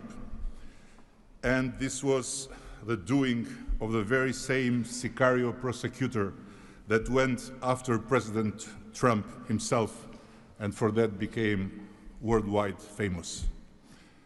Today, the Kosovo president have now spent 6 years in pretrial detention before a special court in The Hague, sponsored by several democratic states, some of them present here, that should be shamed of that type of international justice. Just last week, Mr. President, another prosecutor funded by this great country and its taxpayers requested 45 years of imprisonment for him, a request that sent shockwave of humiliation through an entire peace-seeking nation. At this moment, only a few months stand between a man who rose from resistance to ethnic cleansing to become a peacemaker and the potentially devastating outcome in a court that has so far failed at every step to uphold the standards of democratic justice. For the sake of God, Mr. President, let's do something before, as you say, very bad things might happen again. And again, thank you so much for including Albania in this noble initiative by bringing close friends of Israel and of the Arab countries. We very much hope to be an added value in your amazing vision.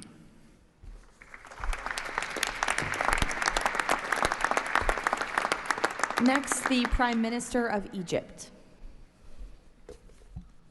Your Excellency President Donald Trump, distinguished participants, I thank President Trump for convening this meeting. His Excellency's direct involvement and commitment to promoting peace in the region has been instrumental in achieving an end to the conflict in Gaza, which was previously considered untenable. Egypt supports President Trump's vision to usher in a new era of peace and coexistence among the people of the region, in which the Palestinian people enjoy the rights to self-determination and statehood, in accordance to relevant international resolutions. Egypt also appreciates President Trump's firm position on rejecting the annexation of the West Bank. Egypt supports the mandate of the Board of Peace as a principal framework for governing the transitional period in Gaza. It is necessary to fully empower the National Committee for the administration of Gaza to function effectively from within and throughout the Strip. Also, preserving the institutional and geographical link between the West Bank and Gaza is vital for the Palestinian Authority to eventually resume its role in Gaza. Within the framework of Egypt's support to President Trump's plan, Egypt will continue its effort to train Palestinian police personnel to maintain security within the Strip. Egypt values President Trump's position rejecting the deportation of the Palestinian people from Gaza as reflected in the 20 points plan, and stresses the importance of initiating early recovery projects in the whole of the Strip in a manner that preserves its geographic unity. Let us consider today's meeting as an initial step in advancing these objectives. Again, thank you, Your Excellency President Trump. Thank you. The Prime Minister of the State of Qatar. Thank you. Mr. President, distinguished members of the Board of Peace, thank you for convening this meeting under the banner of peace. Qatar reaffirms its commitment to the Board of Peace as it was committed to the very first day of the mediation efforts. From that day until the end, when we have witnessed in that historical moment in Sharm el-Sheikh the signing of this agreement together with our partners. For decades, this conflict has burdened our region and the world, and our responsibility remains to achieve a just and lasting resolution. The board, under the President Trump leadership, will advance the full implementation of the 20 points plan without delay, ensuring fairness and justice for both Palestinians and Israelis. In this spirit, Qatar pledges $1 billion in support to the board mission aimed at reaching a final resolution that fulfills Palestinian aspiration for the statehood and recognition, and the Israeli aspiration for security and integration. We will also continue our humanitarian coordination together with our UN partners and the Board of Peace. Thank you very much. Thank you. The Deputy Prime Minister and Foreign Minister of the UAE. Mr. President, thank you for gathering us today. I really hope that the beginning of Ramadan will give us all guidance towards peace, coexistence, and living in prosperity with each other. Mr. President, just over 5 years ago, you with your friend, my president, Sheikh Mohammed, and the Prime Minister of Israel launched the Abrahamic Accords. And since then, we've managed not only to work with you, with Israel, towards a better future for the region, but even when October 7th took place, the UAE managed to work with Israel in providing, since the war started, almost $3 billion of assistance to the Palestinian people in Gaza. Today, Mr. President, the UAE announces a further $1.2 billion for supporting Gaza through the Board of Peace, which I'm delighted that I've been working with so many friends like Steve and Jared, Secretary Rubio, who's been so inspiring in so many other ways, on so many other fronts, and looking forward working with him for in the future. And Mr. President, if it wasn't for your support, I think this board would not have been gathered. We would not have had the meeting in New York to end this war, when you gathered 8 leaders of the region to end this war. So, Mr. President, during Ramadan, we pray for your success. Thank you. Thank you.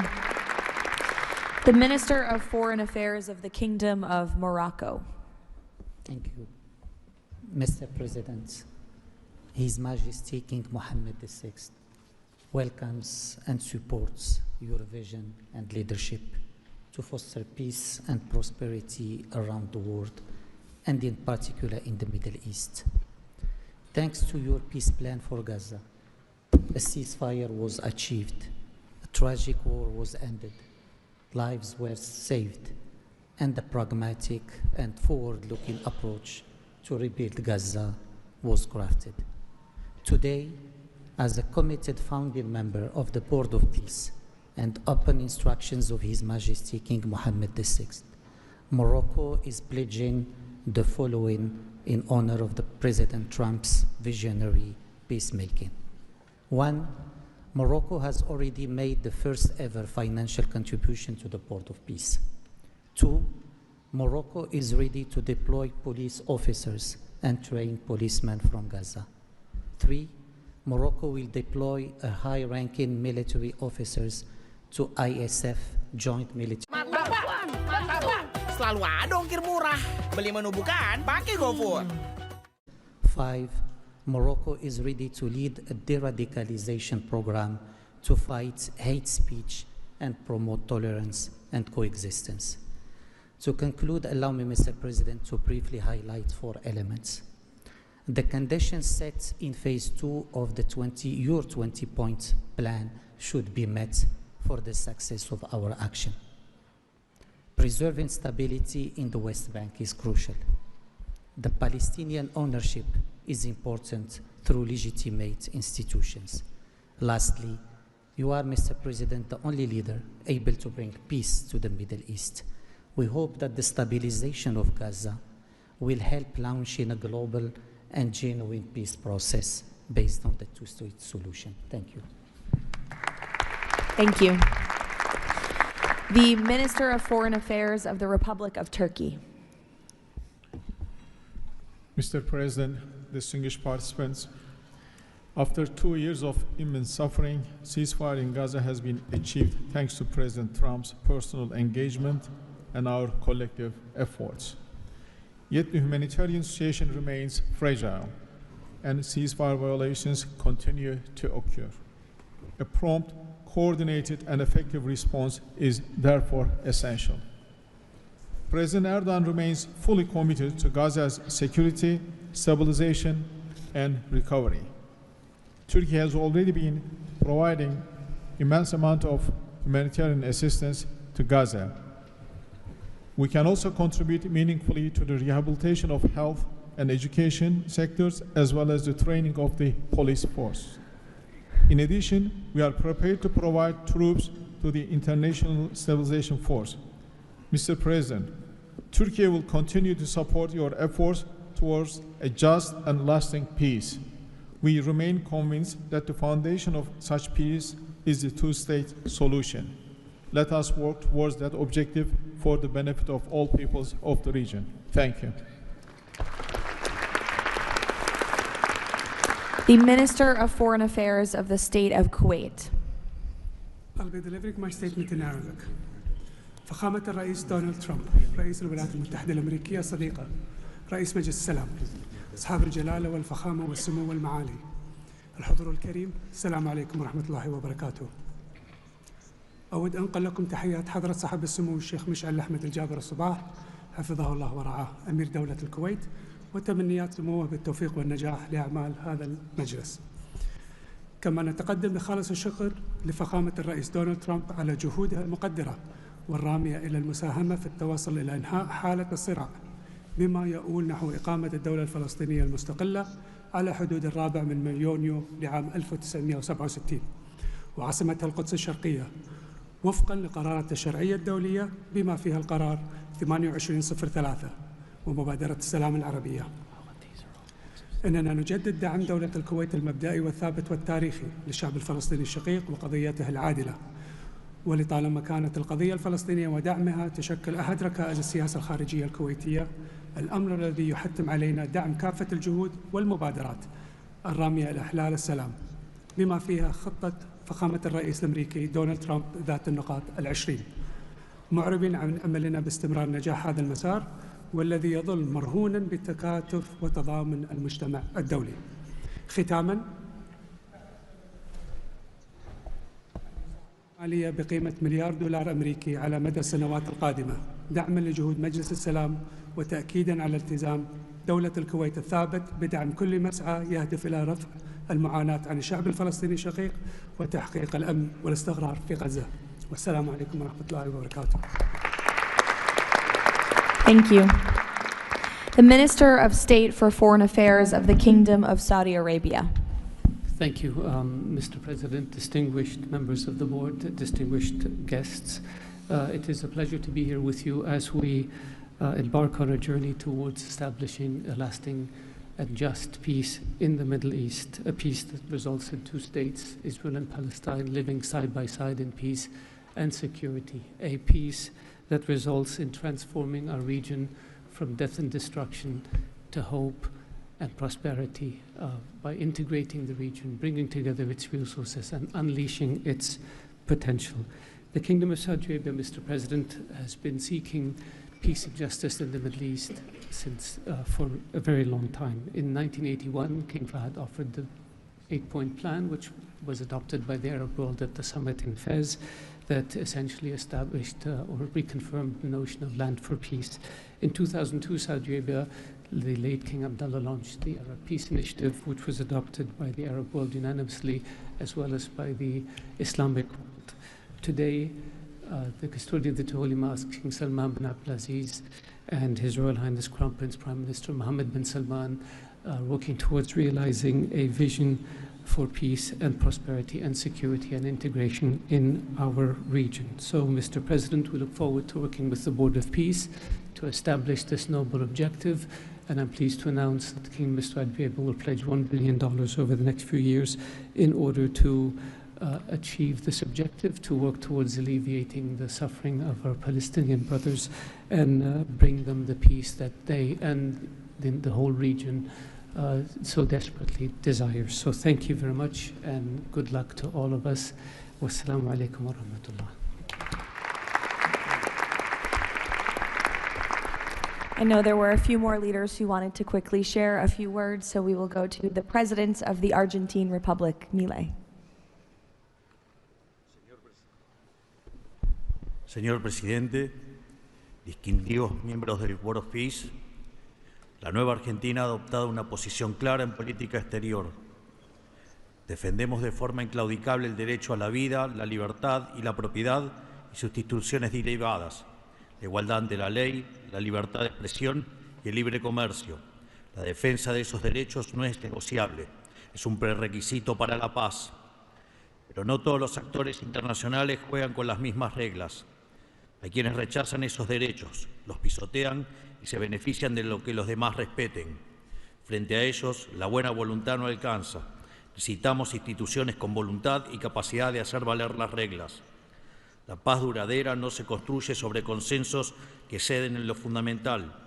Se construye sobre la determinación de defenderlo, si vis pacem para bellum.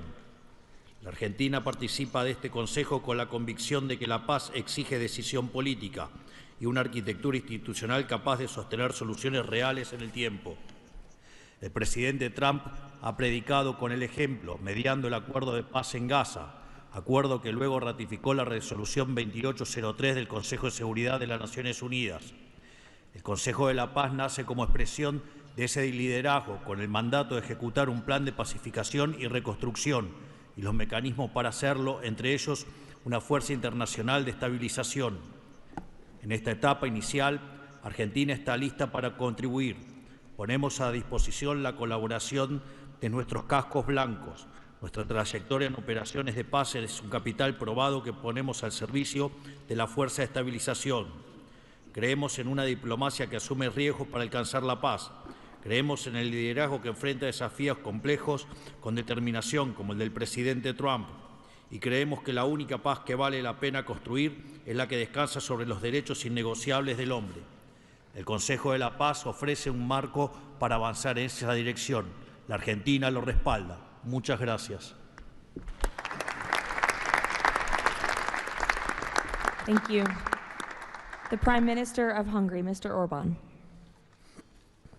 Dear Mr. President, Excellencies, dear colleagues, first of all, let me express the appreciation of the Hungarian people to President Trump for his tireless peace efforts all around the world. Hungary is the only country to be represented here on the highest level among the founding members from the European Union. I represent a country which has been living in the neighborhood of a brutal war for the last 4 years. We all know this war would not have broken out if President Trump had been in office at that time. However, President Trump's return to office offers a great chance to multiply the peace efforts not only in Gaza, but in Ukraine as well. We in Europe understand clearly that the security situation in the Middle East, and especially in Gaza, has a significant impact on the security of Europe. Therefore, our participation in the Board of Peace is not only based on principle, but also on our own security interest. Let me also share with you that there is serious talks going on in Europe about the Board of Peace and its future role. We understand that during the recent decades, international organizations have failed to fulfill their role to preserve peace and stability worldwide. Therefore, new initiatives are needed to bring forward the issue of peace globally. We are sure that President Trump's initiative to establish the Board of Peace is such a step to the right direction.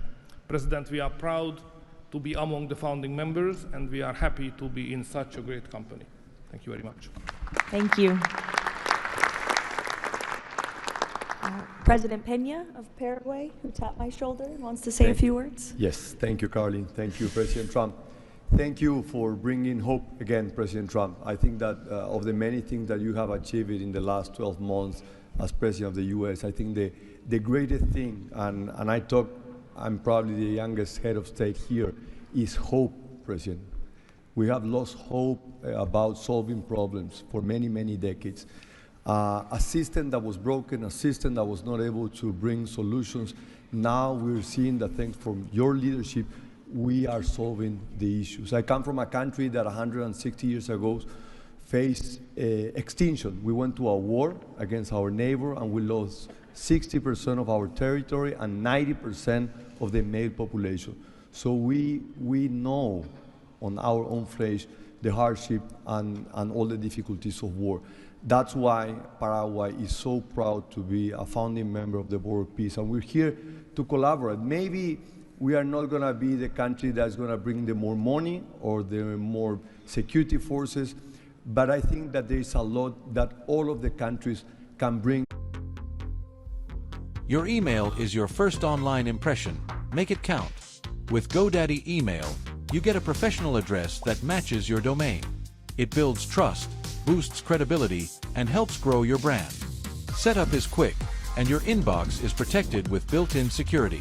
And if you ever need help, we're just a call away.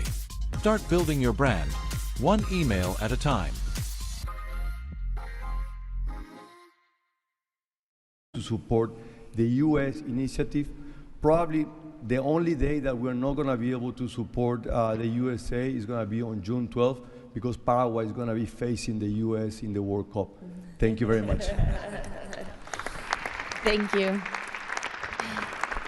The Minister of Foreign Affairs of the State of Israel, please. Thank you. President Trump, this is an important day. Your historic actions have proven time and again. You are a leader who takes initiative, forges new paths, and works toward a better future for the entire world. Your visionary leadership, alongside with Prime Minister Netanyahu's resolve, brought all our hostages home from Gaza. Thank you for that. I'm proud to represent here the State of Israel that stood through such a difficult war for 2 years on 7 different fronts, demonstrating resilience and strength. As I stand here, I recall the 925 brave soldiers that gave their lives in a war against pure evil, Hamas, Islamic Jihad, and Hezbollah. These are the best people. To them, we owe our existence and all our achievements. They will not be forgotten. I think of them and their families who paid the heaviest price. Since Hamas violently took over Gaza in 2007, it built the largest terror state in the world with huge terror infrastructure above and below ground.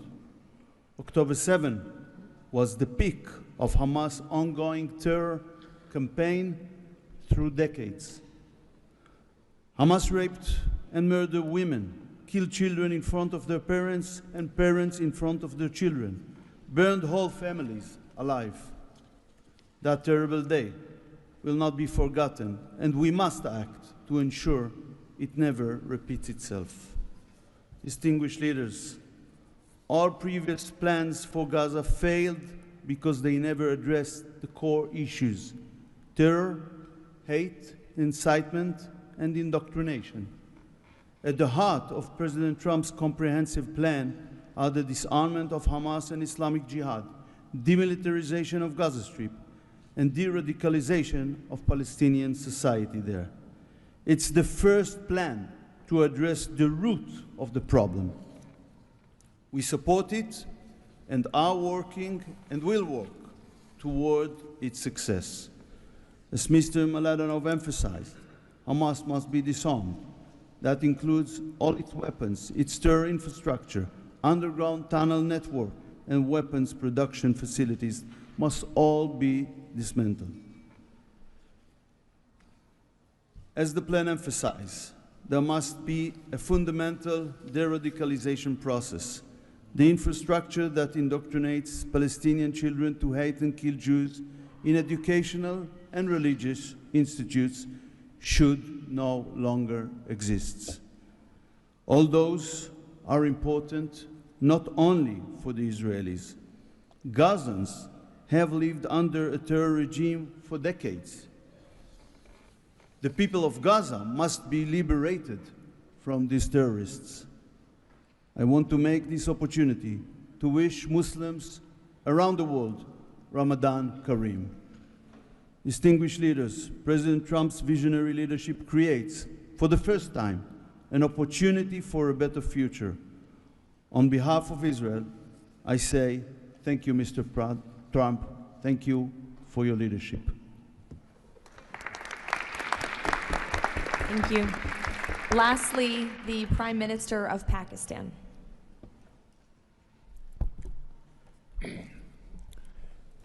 Bismillah ar-Rahman ar-Rahim.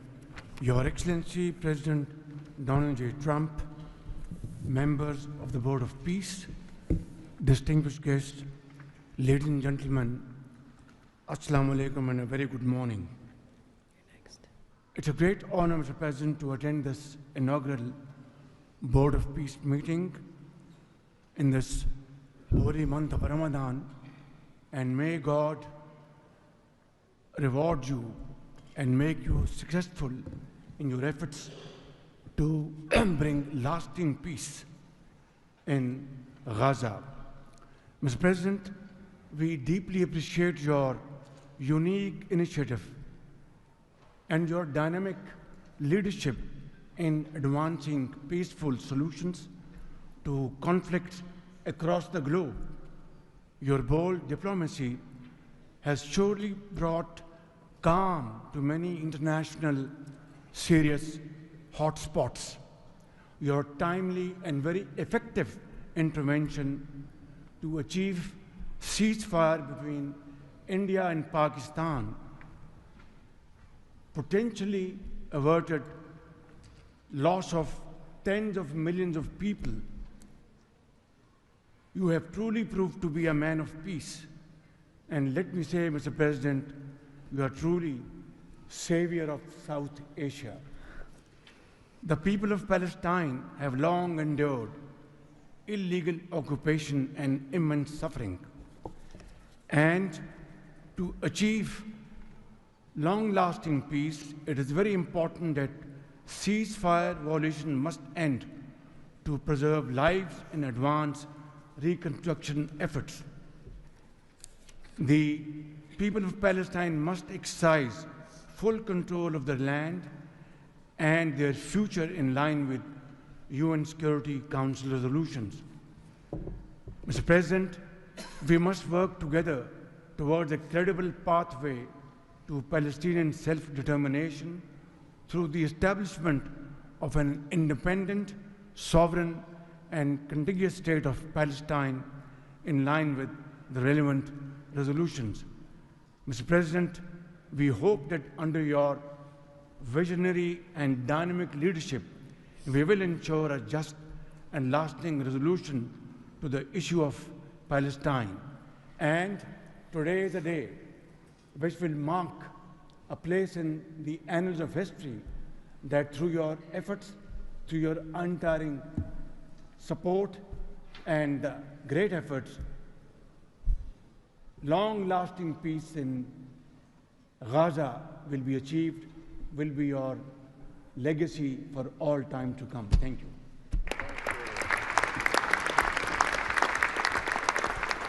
Thank you.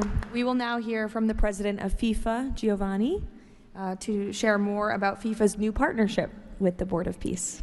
Thank you, Caroline. Dear President, distinguished leaders, dear friends, I just have 3 quick points I want to mention now. Football, that's the first point, football, or soccer as it is called, here is the world's universal language. It is spoken by 6 billion people, 6 billion fans who have the same feelings. It's about hope, it's about joy, it's about happiness, it's about coming together, and it's about uniting the world.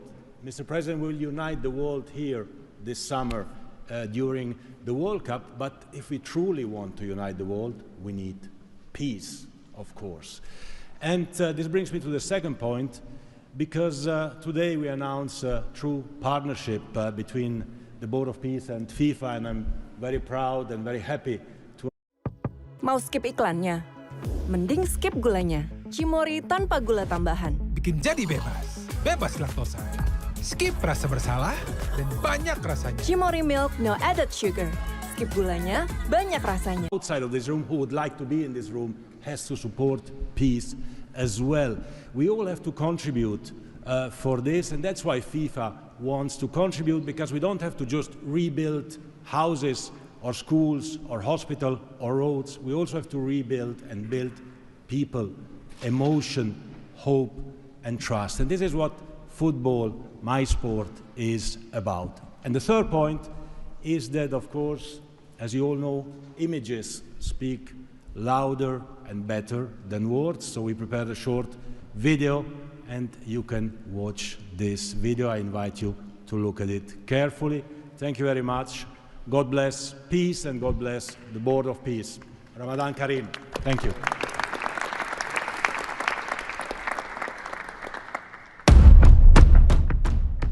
In a world where conflict has silenced playgrounds and broken routines, there is one language that still unites hearts: football.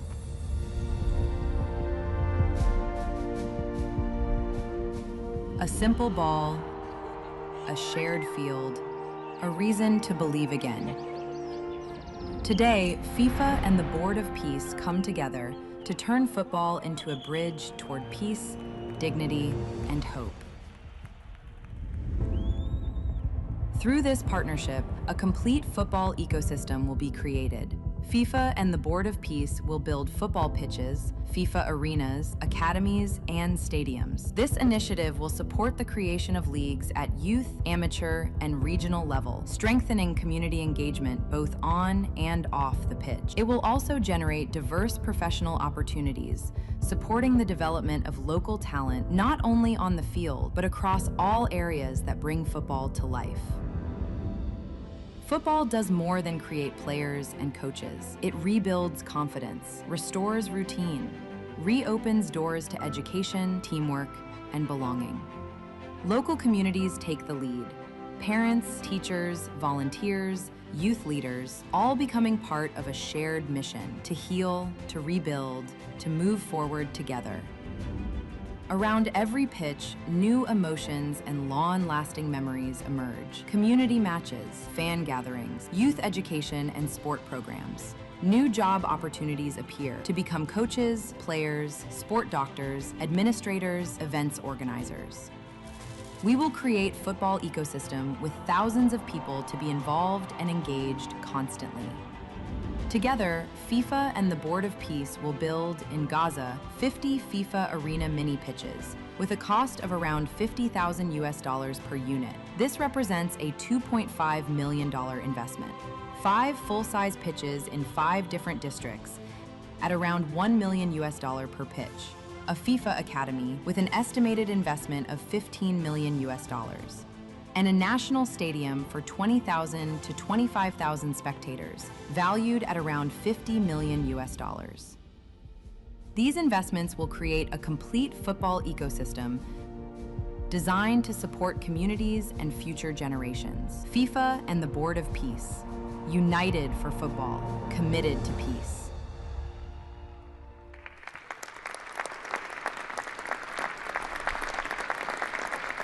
Thank you, Gianni. That's wonderful. In advance of today's meeting, members of the Board of Peace were asked to vote on a resolution establishing the principles of financial integrity and transparency that will guide the board's work, and that resolution has passed unanimously. So now President Trump, as chairman of the board, will sign the resolution in the presence of a quorum of the board.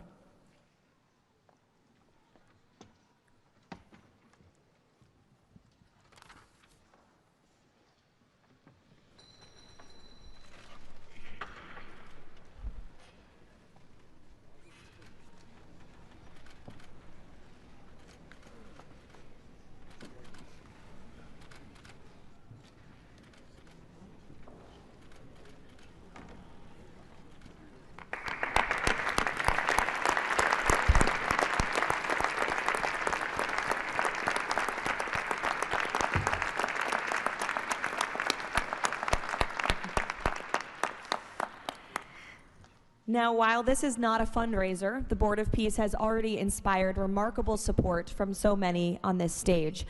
As President Trump announced earlier, total pledges exceed $6.5 billion in relief and rebuilding in Gaza, and thousands of personnel have been committed to help preserve the ceasefire and secure enduring peace. I would like to ask the heads of the following delegations to join President Trump on stage as he signs the fundraising pledges: Albania, Azerbaijan, Bahrain, Egypt, Indonesia, Jordan, Kazakhstan, Kosovo, Kuwait, Morocco, Qatar, Saudi Arabia, the UAE, and Uzbekistan. Please join the President as he signs the fundraising pledges.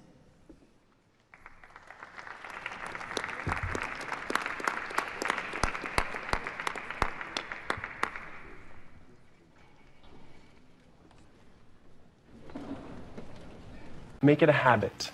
A 10-minute AI routine every morning. You'll be unrecognizable by Christmas. You in? Stop.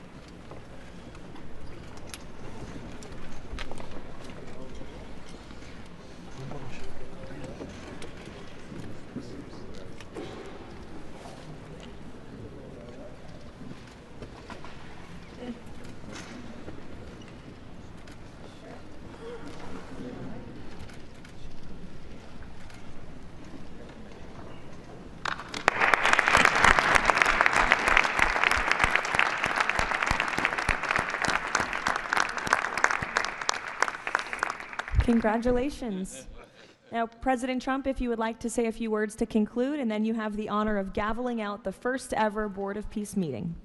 Well, thank you very much, Caroline. And I will say that this has been, I think, will maybe be one of, if not the most important day of our careers.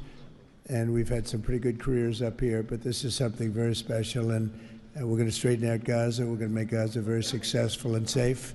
And we're also going to maybe take it a step further where we see hot spots around the world. We can probably do that very easily. This is a tremendous group of powerful people and brilliant people. And I think that we can do things that a lot of other people would not be able to even conceive of or think of. We will help Gaza. We will straighten it out. We will make it successful. We will make it peaceful. And we will do things like that in other spots. Spots will come up.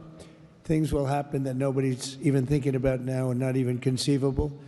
But we will take care of a lot of things, and we'll work again with the United Nations and bring it back to health. It needs help. It's got tremendous potential, but it needs a lot of help. And I think we can start with doing that pretty soon, Michael. I think we're going to work on that very strongly. We can fix up even the building physically. I love to see beautiful buildings. I like to see buildings fixed up physically, not look like they are in disrepair. We don't like that. So we're going to do a job with the United Nations. We're going to have some very good people, and you have some very good people there right now, but we're going to put some extra people in, and we're going to have it help us. But most importantly for today, the Board of Peace is going to lead the way in Gaza.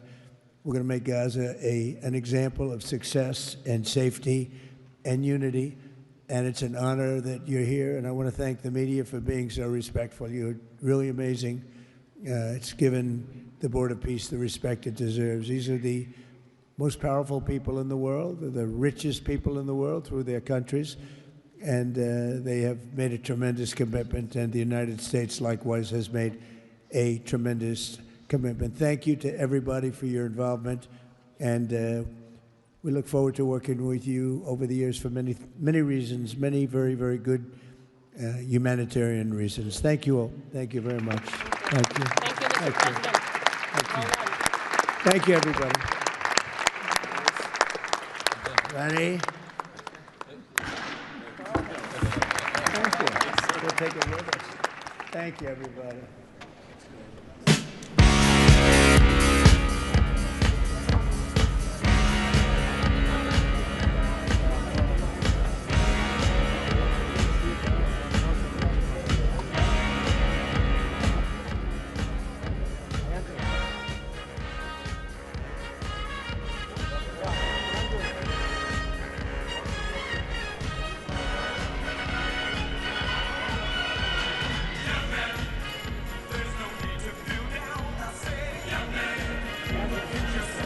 Wow.